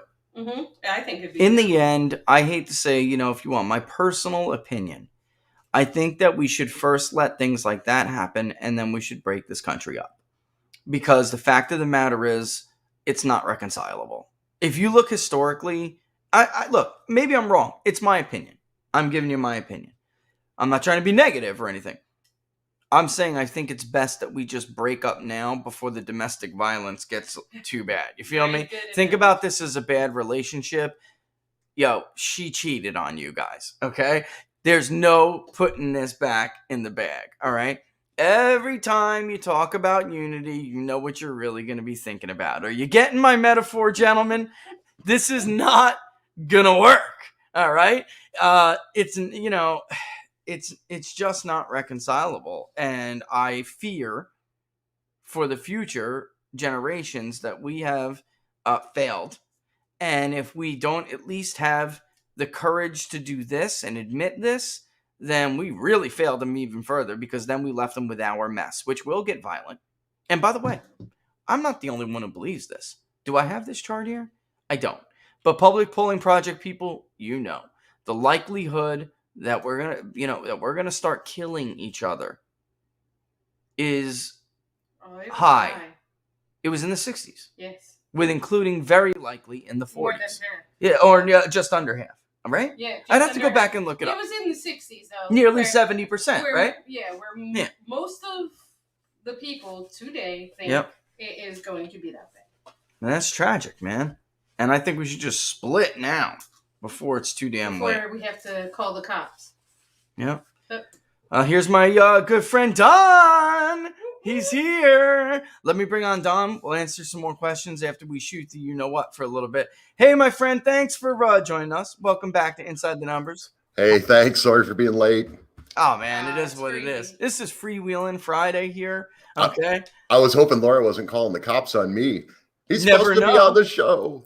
You never know, Don. I know. No, this is a freewheeling deal today. It's take it easy kind of thing. And I'm glad you're here. But I have a great question. Laura has a great question towards what Don does, and so listen. You're gonna throw a question at him already? Yeah. Crying out loud! I wanted great. to shoot it, but Bring it on. Go ahead. You always shoot. We'll shoot it. All right. What sort of TV, radio ads will Dems run in 2022 and 2024? I imagine a lot of January 6th over and over, but what else? Examples in Wisconsin first and 20 Republicans did a lot of crime ads due to Kenosha. Dems did Foxconn ads, etc. Excellent question. Yeah, it really was. Okay, so here's what they're going to do. They're going to play the January 6th thing, of course, but the lead into that is going to be, we can't afford another Trump. We're already seeing some of those ads. So we can't afford another Trump. We don't need another insurrection. They're going to use all those things. They're going to use the nastiness and all those different things, but it's all going to be about Trump and the insurrection. And we can't ever let someone like him define our national character again. Yep. It's pathetic. And in 2022, Don, and I saw Terry McAuliffe try to do it. Yep. And I see my governor my new governor, even though my governor is always going to be Ron DeSantis. Yes. They're trying to pivot toward Medicaid expansion, and it did not work. Mhm. It didn't work. Man, I mean, top voting Well- issues. I had them up before. Do I still have them? Oh, yep. There it is by district, too. Son of a gun. Let's check it out. The economy and jobs, 25.5, 17.4 cost of living as number 2. By the way, they're both economic, kind of, right? So right off the bat, the economy in some way, shape, or form takes about half, right? Yep. And then you have coronavirus and vaccinations. But like I said, some of those people, we're not talking about being pro-coronavirus vaccination. Yep. You know, they're against it. Yep. Public education, critical race theory, that's like dominated by Republican voters who will vote for Youngkin. Healthcare, medical expansion, Medicaid expansion, 7.6%. Yep. That's with PPP push polls hitting the state going, Terry McAuliffe wants to give 400,000 more Virginians health insurance. Well, you know, Youngkin does not. Who are you going to vote for? Yep. So just to expand a little bit more. So pathetic. Did you read that questionnaire? Yes. Yeah. Okay. Oh my So God. here's the thing. They were always going to use Trump, right? They were always going to use Trump. They were always going to use January 6th. But here's their problem. They wanted to be able to talk about things like shutting down the pandemic, bringing back the economy, all these great things that they were doing. This big spending bill. The problem is they've completely lost control of the messaging with the American people. None of that stuff is working out. So the only thing they can do is go after Trump and go after January 6th. That's all they've got. And Brandon, he makes a good point, says if people are having to choose between heating their homes and putting food on their table this winter, how is January 6th going to be a popular issue? Brandon, that's a great question because you're a thinking person. All right. But what they're hoping is you're not a thinking person and they can't answer your concerns about heating your home or putting food on the table. So they just want to scare the out of you. All right. And that's it because they can't. Let me make one more comment. With a rational policy argument, man. Let me make one comment on that. Let's go, Brandon. Great. You nailed it, man. That's awesome. Nailed it. And let me just answer JTSSRX. Craig, CRAIG, former police chief for the Detroit Metro Police, correct? That's yeah. And he's running at least 6 points ahead of her right now. So I actually think he's going to beat her. At this point, Whitmer is going about face on mandates from vaccines to masks to school closures. This woman is trying to sound like Ron DeSantis in a dress. I'm serious. She knows she's in trouble. Her polling is bad. Well, okay, Rich, if you remember, you and I worked on a campaign in the 13th Congressional District in the state of Michigan. So the greater Detroit area. Yep. In that, we did some polling, and this was at the beginning of the defund the police movement, right? Remember this? And this thing was massively unpopular, and even by race, it was massively unpopular. So what better candidate could you put against Whitmer than a former police chief? I mean, it's perfect. It's a perfect scenario. That's I couldn't agree more, and it really kind of is funny because you know what we did over there, Don. It's about time. It's about time. I mean, what the hell were they thinking? There was no other way to go. Anyway, you know, what else you got for us, Laura? I'm allowed to ask you know what? Yeah, can you just dig one up real quick and I'll say, what do you make of Virginia though, Don? I mean, you heard of the polling before. It's freaking close. And that electorate we have is a D+2. Monmouth was even with an even electorate. And I'm telling you, our high Republican turnout model is just R1. And if it is R1, then Youngkin, he takes it by 2. His lead with independents is big, man. Gillespie didn't lead that much with independents. He led with just under 3 points. For those who want to remember, he was leading Ralph Northam just under 3 points among independents, but it was a D+6 electorate. This year, Youngkin is ahead. I thought that Monmouth was a little bit crazy with their margin. And I remember saying, I'm like, wow, Laura, you know, 51-39, that's a big independent margin. And then sure as hell enough, when we crunched it, I'm like, whoa, that's about right, 10 points. You know, I mean, just almost direct 10, 12-point lead. if it's anything or even, Youngkin's going to win with that kind of a lead with independents. He's going to win. It's math, my friend. It's math. And it goes back to kind of what we were talking about the ads, the question about what kind of ads are we going to see. Every Democrat out there that's up for re-election, that's going to be involved in the midterms, is watching this, because that's the only thing McAuliffe has right now, right? He's doing the January 6th thing. He's doing, we can't afford another Trump. Youngkin's a Trump. He's doing all those things. So they're all watching to see how this plays out. And that's all they have. But if I was a double agent and I really was working for Youngkin, but I went to be the communications guy for McAuliffe, I would have told him to do exactly what he's been doing over the last, especially 3 weeks. Do this because I really want Youngkin to win. So this is an incredibly self-destructive guy, McAuliffe is, and I hope he continues. I hope he attacks a few more people, goes after a few more reporters, leaves a few more interviews, and keeps talking about parents not being involved in education. How embarrassing was that? My goodness. Are you vaccinated, Don? Don, are you? Just before I answer your question, I want to make sure. Are you vaccinated? Am I dangerous? Oh my God! I should have taken that clip from the Daily Wire and put it up. I mean, because that goes to show you his desperation with how this did not turn into the campaign he wanted it to turn into, and became an economic and public education campaign. And I can't remember, except for Florida, I can't remember the last time a Republican led a Democrat on the issue of education. Mm-hmm. Who do you trust more to handle public education? Yep. I just can't. And Terry McAuliffe must be looking at the numbers right now and going, the hell did I pay you all for?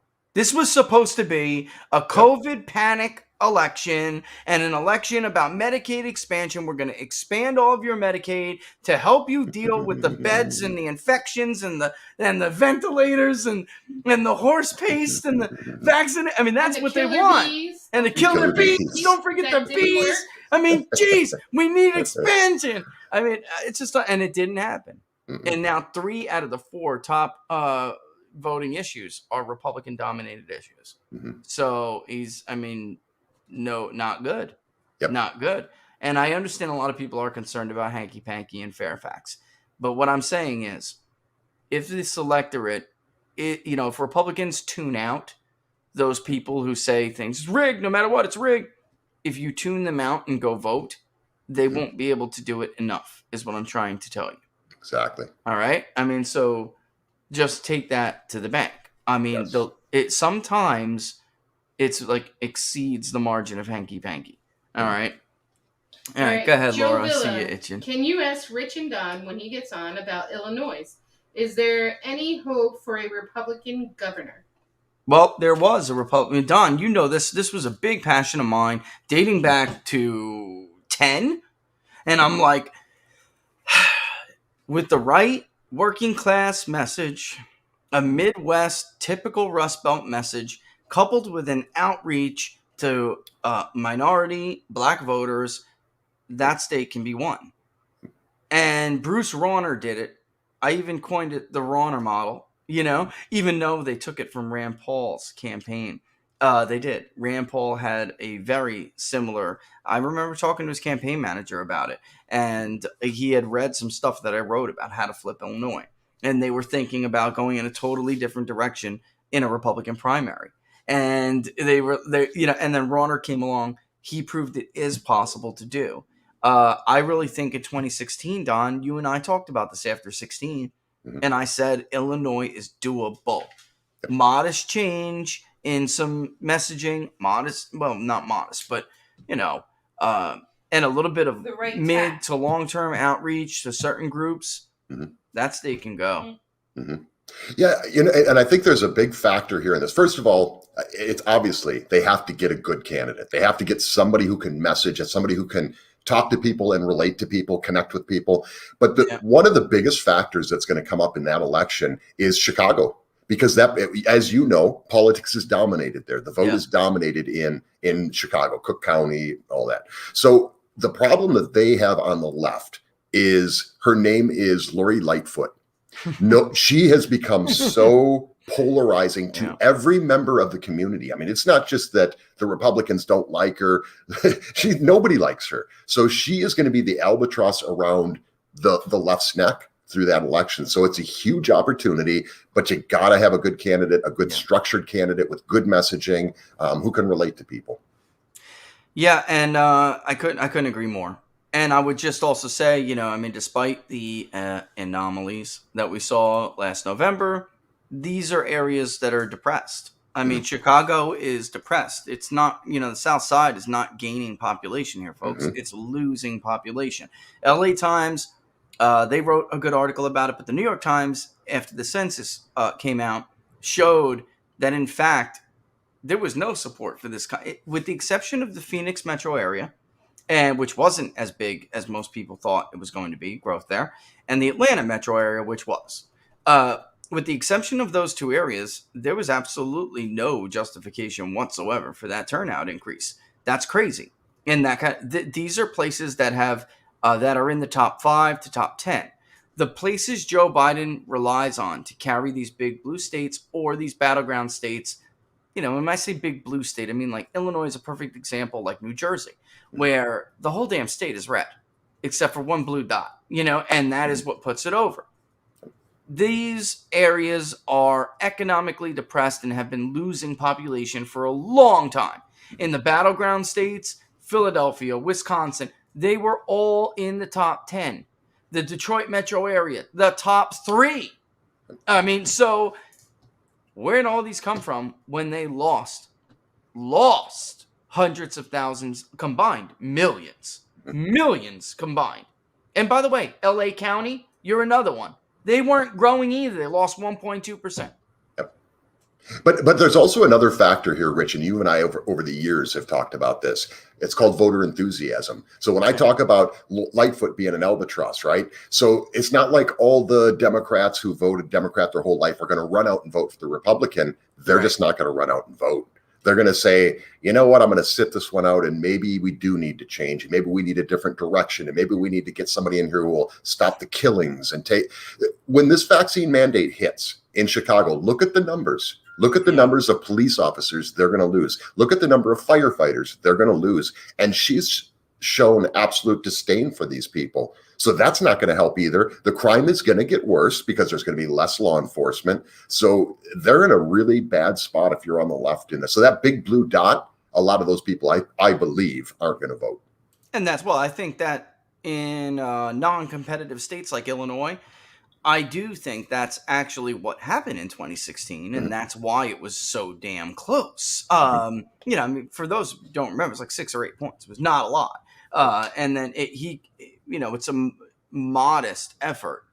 By the way, speaking of modest effort, that's why they put together a group of violent militia, basically, to stop Donald Trump from coming to Chicago that night. Folks, for those of you who don't know, don't remember, didn't cover it, or knew, there were lined up not just hillbillies from downstate. They were lined up to listen to him. Blacks from down the road. Okay? So they didn't want the black community to hear what he had to say, and they panicked, and they got cobbled together, pretty last minute, cobbled together a group of violent white leftists to make sure that black Americans couldn't hear Donald Trump's message. It was one of the saddest things I have ever seen. I mean, complete, and 4 police officers were hurt because of it. Disgusting. Like I said, that's the systemic racism. Is not that's only real racism, Don. Not only that, not only that they do it, but the comfort level they have in doing it. Yeah, that's right. You got another one? Are you over there looking at? I mean, no, I didn't know if you were like trying to it in. Oh, no. So we have a question. So where is it? This one. So I'm gonna look at some more crosstabs. Oh, let me peek it. Let me just load up something for them. No. I'm listening. I just want to. I want to cheat and I want to show them something. All right. M. Hollow wants to know, who is better for Wisconsin governor, Sean Duffy or Rebecca Kleefisch? That's a great question. Rebecca's a rock star and has been. And look, if Laura doesn't mind me saying, she's not. It is never bad. She's easy on the eyes, and Rebecca. that gold hair. All right, it is not a bad thing when a candidate is good looking. I'm sorry, we're superficial creatures sometimes. You know, when you eat something, are you going to eat something that looks like mush? Or are you going to look at that beautiful piece of steak? That's right. Nice and Sean's not a bad looking guy either. All right, Sean, so don't get mad at me like, what am I, ugly? No, Sean, you're good, Sean. What you are is married, Sean, for crying out loud. But, you know, they're both good, but it is always good to have an attractive female candidate if you are a Republican in a battleground state. There's no doubt about it. I mean, look, before, you know, well, I'm not going to give other examples, but that I still think, Don, that's your neck of the woods. I'm going to let you lead with this one because that's a tough one. I understand one's a rock star, you know, go ahead. I'll say what I have to say after you. Okay. So I think they're both rock stars. So, and I agree with everything you said. So I've interviewed Rebecca Clayfish a couple different times. Yep. She's very smart. She's a very good communicator. She does a great job with messaging. She was huge to the success of Governor Scott Walker, and he'll be the first one to admit that. Yeah, big deal. Yes. But they're both rock stars on different levels. She's a state rock star. People know her, but there's already kind of a baked in thing, right? Because she's tied to Scott Walker. So in some cases that will hurt her. People who want change and aren't happy with Tony Evers, that's going to help her. But when you look at Sean, he's not like a national rock star, right? He's on Fox all the time. He has a lot of media attention around him, and he's somewhat of a known entity as well. So they're rock stars on different levels, and it's going to be wow. I'm really worried about it splitting. You know, I'm worried about that part of it. I'm really worried about that. But I think they would both be. I mean, 1,000 times better than Tony Evers has been for that state. This is a guy who shut down Foxconn and bragged about it. He won an election on costing Wisconsin 11,500 jobs. So either one of them would be miles better for that state than Evers is. So, yeah, I mean, I would say this. Duffy was elected in 2010 in a district that is like just south of the birthplace of progressive labor. Mm-hmm. And actually, Democrats used to dominate that area. Okay. Mm-hmm. And it was 2010. It was the Tea Party landslide. And he got in there. He pulled the power of incumbency, which gave him an outsized vote margin in an area where statewide candidates typically don't do that well. If he would be able to have that kind of margin come out of Wisconsin 7, for crying out loud, or, you know, then that's a big deal. Statewide, that's a big deal. However, would it hurt any other place, you know, like the suburbs of Kenosha, you know, or, you know, Racine County, you know, so I that's the question. I think that, you know, they both have a lot of potential. I do. By the way, that was a district that we did see a special election after he retired. Yep. We did see a special election. He has, for people who don't know, he has a child who had health issues and he needed to take care of that. Must have run him ragged, frankly. Although I did hear there was some other stuff. But, you know, he's got a big family. Yep. And now when he retired, there was a special election. And Republicans won that race handily, but not as much as Duffy used to win it. Yep.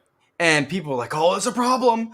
And actually, that was one where I did not see it was a problem because that is a district Barack Obama carried twice. Mm-hmm. I mean, people don't seem to understand. It was Duffy holding that district at R+20. It was. That's why I kind of like, you know, normally I'd say Clayfish and run because she's just a star. And, you know, she's got physical and qualities and she's articulate and she's brilliant, you know, let her do it. And she's tough. She is solid. You know, but so is Duffy. Yep. And Duffy has that base of support. If you're going to be right under Ashland like that, killing it with the vote numbers, that's Democrat country. The big advantage. Rebecca. Huh? Kiki said Rebecca. Yeah, I mean, oh yeah. Yeah, I mean, I like her too. She said she would vote for whoever the nominee was. Right. I think the edge that Duffy really has in this is they're both great candidates, but I think Sean Duffy is that for the base, for the Trump supporting base. He's that conservative that fights.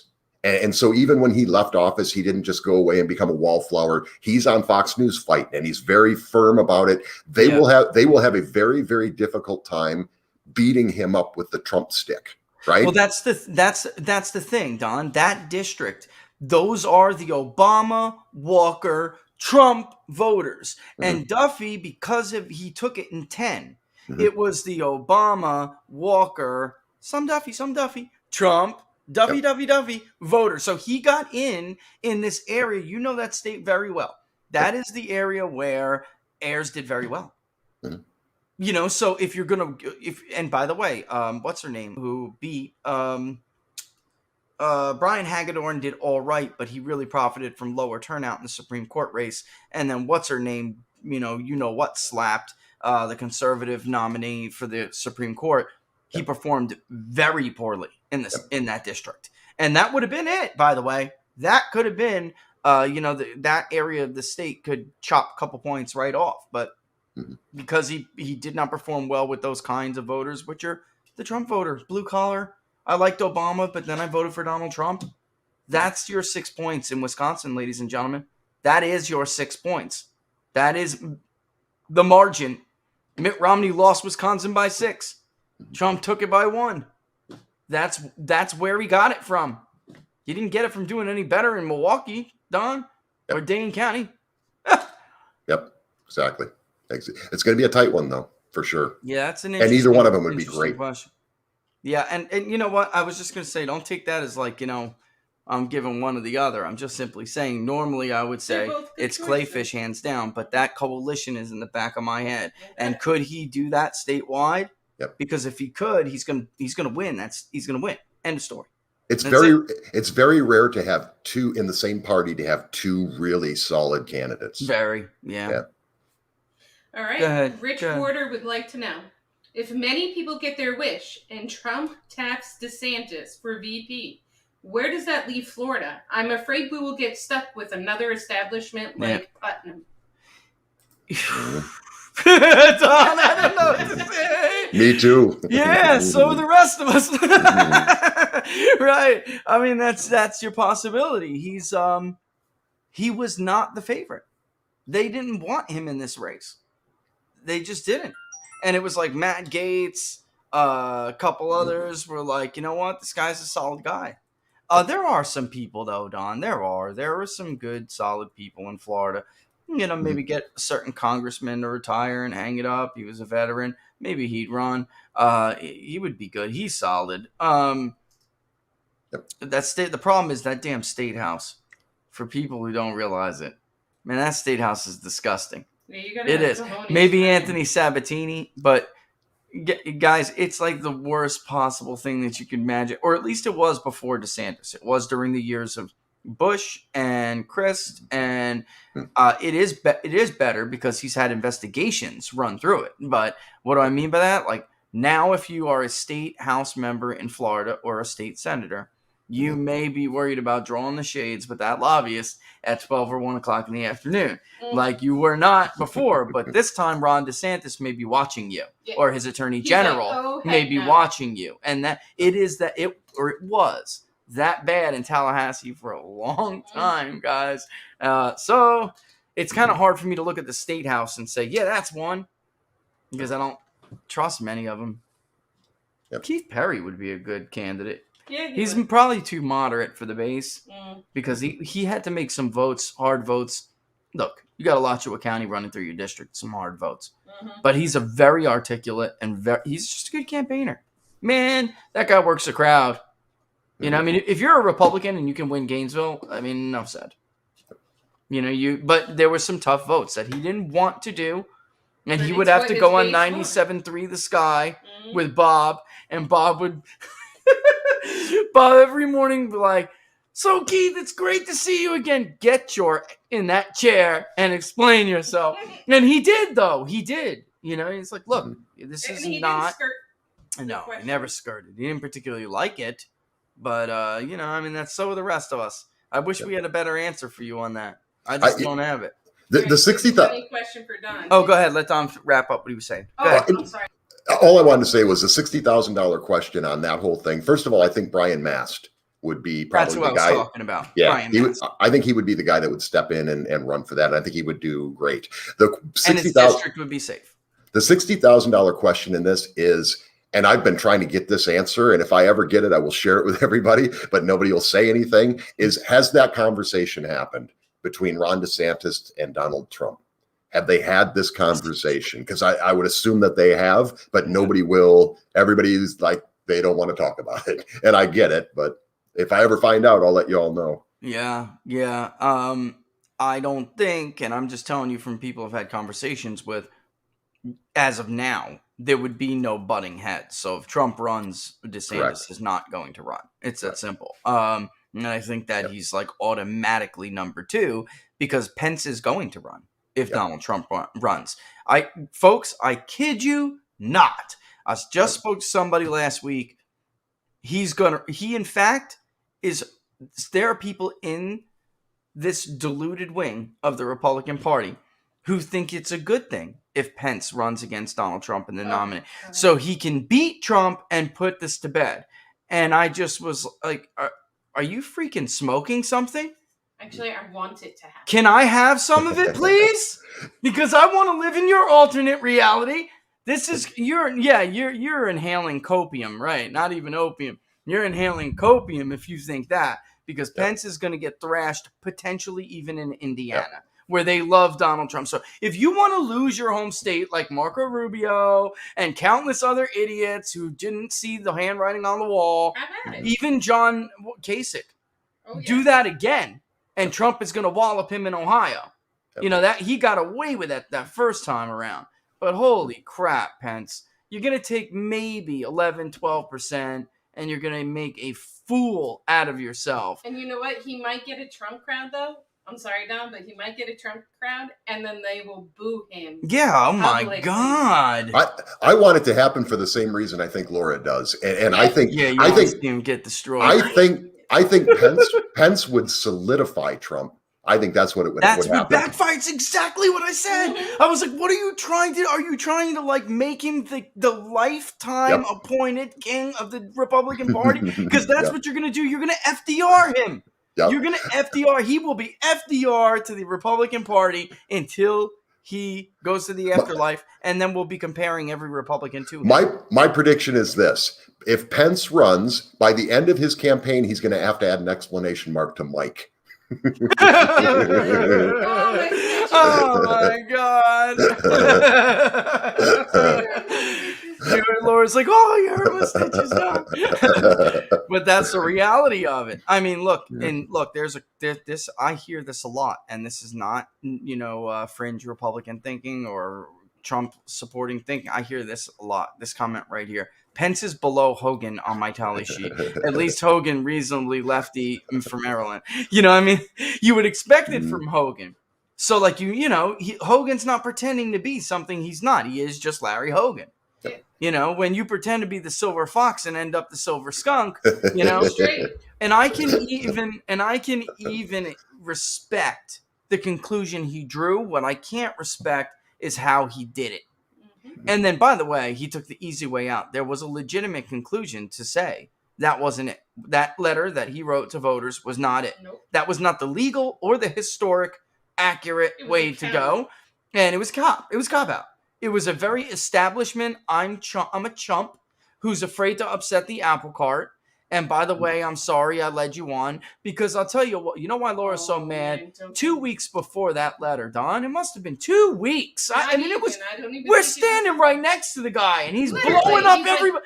He's like, I'm telling you, we're going to fight this to the death, right? I mean, oh man, he's a freaking piece of trash. He had everybody cheering him and on. Laura liked him. So Laura was like, oh man, I'm so happy to hear the vice president say that. He's not going to give it. And I'm like, Laura, just worry, because I knew his history. Paul Ryan's best buddy, I mean, I just knew it. I said he is gaslighting everybody. We were with Charlie Kirk. Who else was Charlie Kirk's right hand man? Andrew. And he's just everyone. And and apparently, like, Laura's very good, but I think she just her intuition is fantastic. But she wanted to believe him. Yes. Because she liked him. Yeah. And I think a lot of people did. I never liked him. I really was hoping. That's what I was doing. I was hoping that he would not betray somebody who ran this country very, very so well. Yeah, I mean, top notch. Honestly, Trump is the best president, in my opinion, to ever run the nation. I think a lot of people were hoping that he would provide kind of that balance, right? Yeah. So he would be like the stabilizing force. That's right. That's what I hoped anyway. And I think a lot of people feel that way. He's a piece of garbage now. Yep. But speaking of Pence, they said it could be a Pence-Haley ticket. Or Laura Butler said even better, Pence-Liz Cheney. Oh my God. I mean, I could see Pence saying, please clap. That's what's going to happen. Yeah. That is what's going to happen to him. It's going to be a freaking embarrassment. He's going to bush himself, man. Somebody said jab him. They're going to jab him. He's going to jab himself, you know?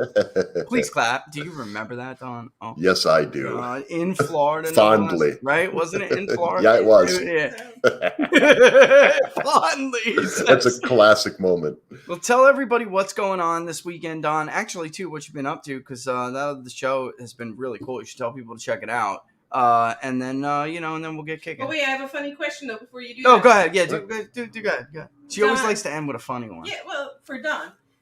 Don, did you do a voice promo intro for a Phoenix Libertarian show? Because your voice, it sounded so distinct and so familiar. And somebody on Twitter, which you saw before, it's like, dude, does he practice? He's got the coolest voice in the world. He's like, he'd like scare a bear out of the woods with that voice. Something, whatever he said. Yep. And Don's like, don't be scared, dude. Don't be scared. I did not do anything for a libertarian. Only once. And that was last election cycle. So no, but yeah, I probably could scare a forest full of animals.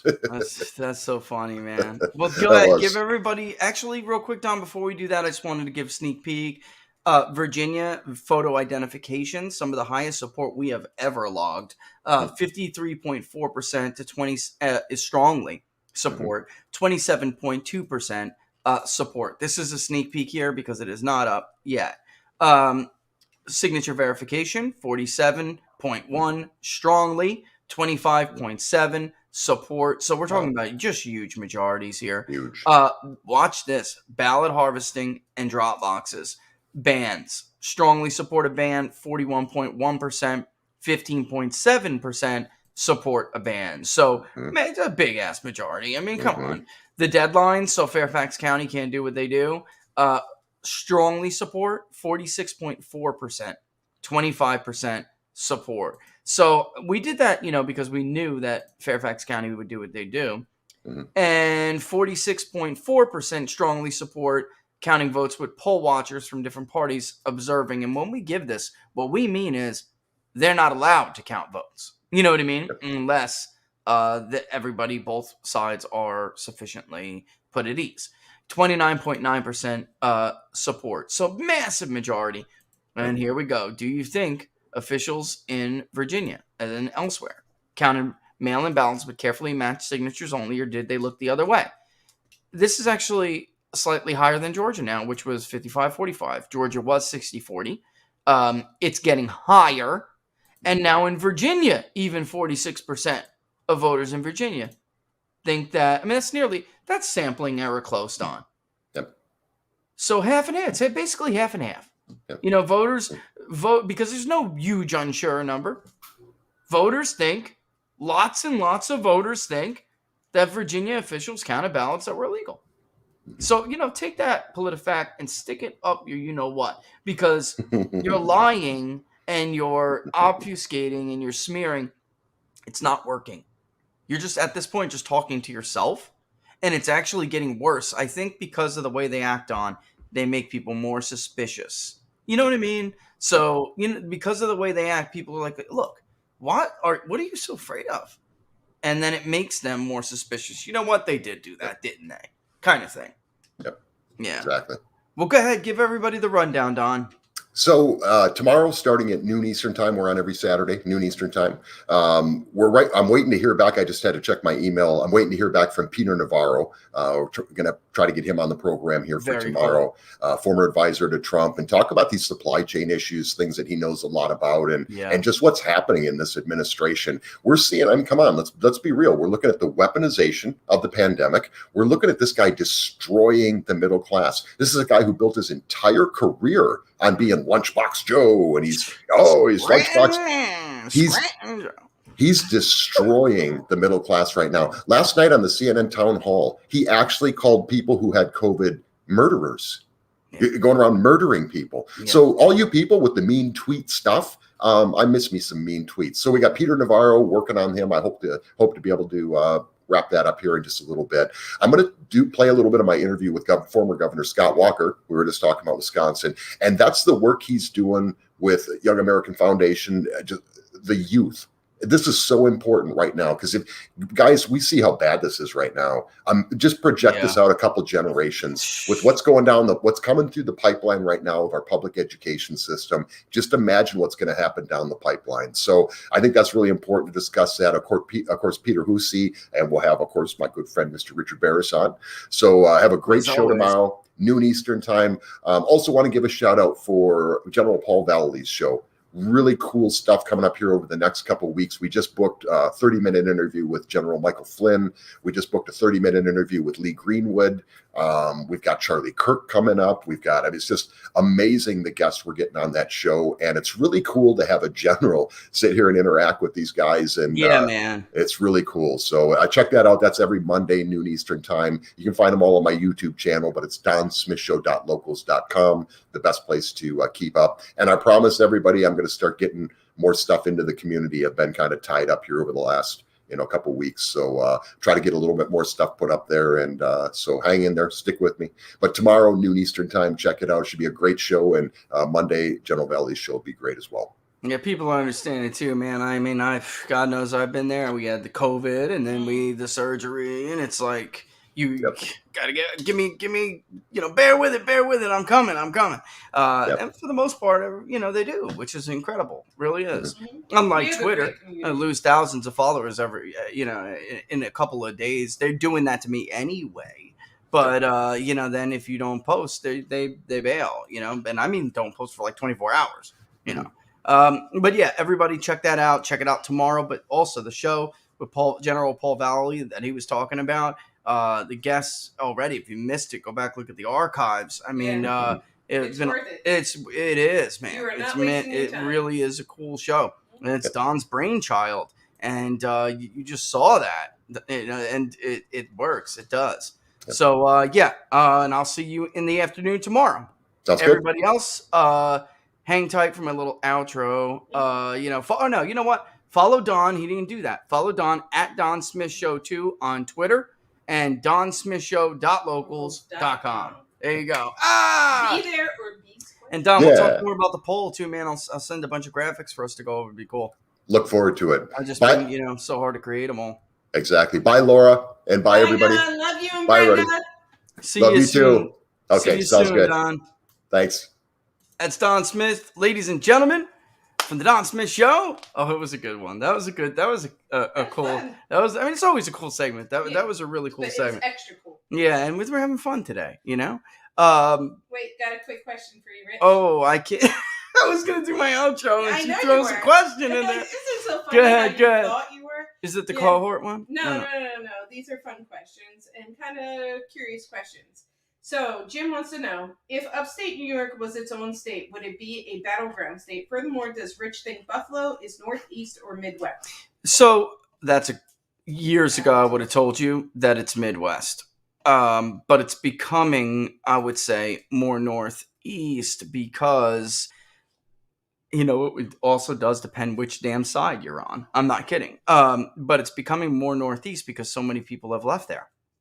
So, that's, mid-Atlantic maybe, almost like Pennsylvania, mid-Atlantic.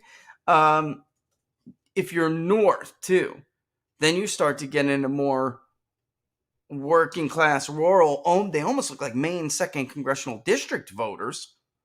There are some areas in New York. Would it be a battleground? I mean, I think it would be winnable for the right Democrat, but it would lean Republican. Because there are areas now, and you know this, there's some really yuppie areas in upstate New York that once upon a time, that was like the 80s Reagan rich Republican. Yeah, bleeding red. And now they gave birth to people they sent to Harvard who diluted their brain, and they're yuppie silver spoon Democrats. Poughkeepsie, outside of Poughkeepsie, and there's places like that. That's a good, really good question, and I would have to say that it would lean Republican, but I think the right Democrat could win it for sure. It'd be one of those. Yeah, I'm trying to look for a state that's comparable. Not really seeing it. Would be one of its own. Wisconsin minus Dane County, not Milwaukee. You know what I mean? Yeah. Like that kind of dynamic, because it'd be heavily rural outside of Buffalo. That's a great question. You just got my mind going. New York, the state, the real Empire State without the cesspool. I'm from New York City, so I'm not trying to put anybody. I used to love that city. It is a dump. It is everything that is wrong with the United States of America in its current degrading condition. And if it broke off into the Atlantic, I wouldn't miss it. It was supposed to, according to... Yeah, Al Gore said it's gone by now, right? Remember that? Look, that's how we remember this stuff, because we used to live there. And we're like, we're going to be underwater in 20 years? Oh, my God. Let's go to Florida, where they're supposed to be underwater, too. So are the Keys. Miami Beach is just fine. Still there. A freaking fraud. And if you believe this, then you guys are like... Yeah. All right, Real fun question. Fun question. I'm about to give my spiel. Let's go. Done after this one, Richie. Okay. Don't you try Hit me. I just got a lot of charts to do. Lots of charts. All right, go ahead, hit me. What parts of the South remind you folks of upstate New York and the Finger Lakes? What parts of the South vote and feel like the way New York used to feel? Wow. I would say that there are, whether none at all, but I know what you're saying. And I would say that there are, North Carolina's a state right now. Virginia reminded me of it years ago. And Laura and I, for those who don't know, or, haven't heard me say this, Laura and I actually wanted to build in Virginia. Williamsburg. And unfortunately, we kind of saw that what happened to New York and New Jersey was quickly happening to Virginia. And it's more than just, it's not progress. It's not. It's infection with a virus. And you're never going to get back what makes your world beautiful, and special. Upstate New York was like my little slice of pie. Go outside of Williamsburg, it's the most beautiful place in the in the world. It just was such a gorgeous place. And now I have to agree with Semper Fi's. North Carolina. Only it's reversible. It is absolutely, North Carolina is absolutely reversible. If Forrest would have beaten Cooper, he could have put an end to it with 3 pen strokes. Because this is done through economic warfare. It's not immigration too, of course, yes, but it's done through economic warfare. Some sectors and some industries produce certain communities. Different sectors and different industries produce different communities. And these communities, Democrats encourage, produce the kind of landscape that you will later see, which is a dump. They're supposed to be the party of the environment. That has always been a total sham.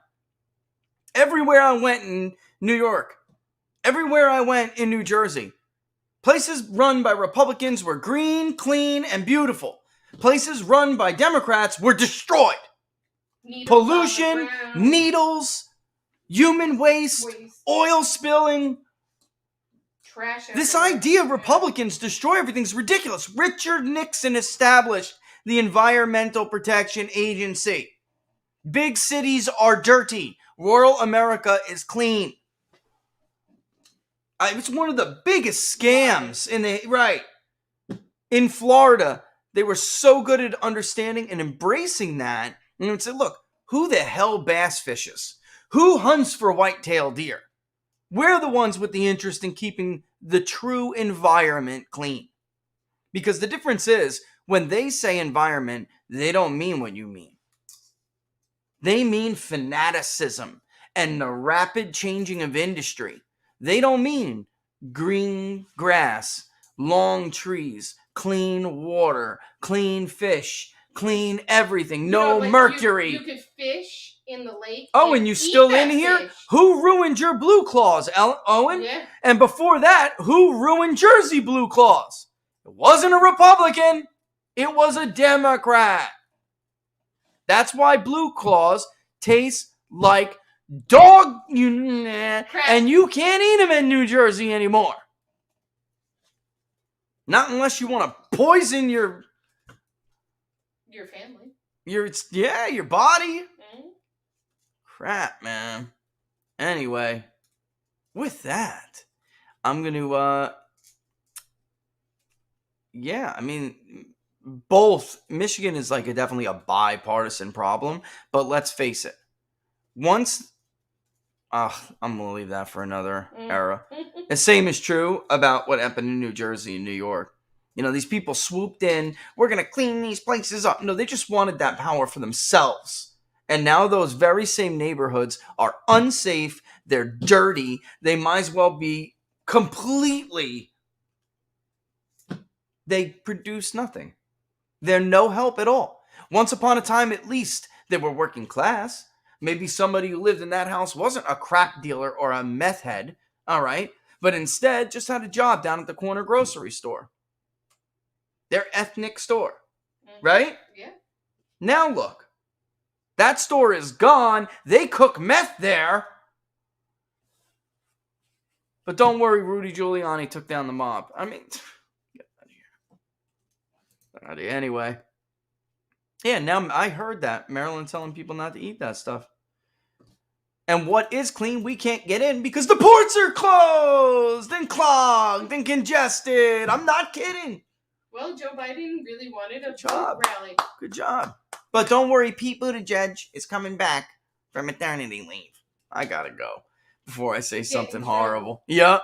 All right, folks. We appreciate your time. We appreciate your support. Yeah. Happy for your Wheelin' Friday. As always. And keep an eye out on cdm.press for the new polling results. Locals, I will, of course, be shooting stuff over to you soon, and we'll talk more about it. All right. And don't forget to join us tomorrow, Saturday, on the That's Don right. Smith Show. Tomorrow, Don Smith, noon Eastern Standard Time. We'll talk more about the poll there as well. And check out his locals page, donsmithshow.locals.com. That show with General, I saw a bunch of love for Paul Valley in that chat. If you haven't seen that show, go check it out. It's really cool. All right. And with that in mind, we will see you guys soon. Have a great and safe weekend. All the best, folks. Thanks for watching Inside the Numbers.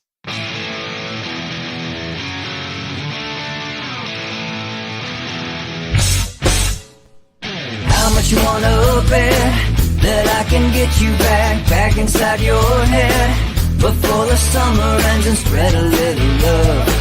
Just for a little fun, I'll make you come back to me before the rise of every sun.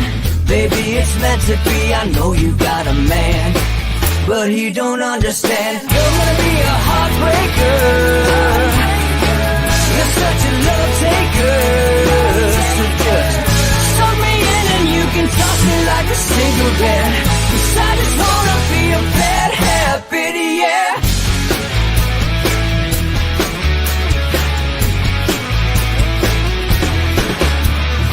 Rhythm in our love, it's impressive, excessive. You can't make this stuff up. My chest beats, it's restless, wakes the neighbors up above. Yeah, baby, come and show me love. Baby, come and show me love. Because you're gonna be a heartbreaker. You're such a love taker. So just suck me in and you can toss me like a cigarette. 'Cause I just wanna be a bad habit, yeah.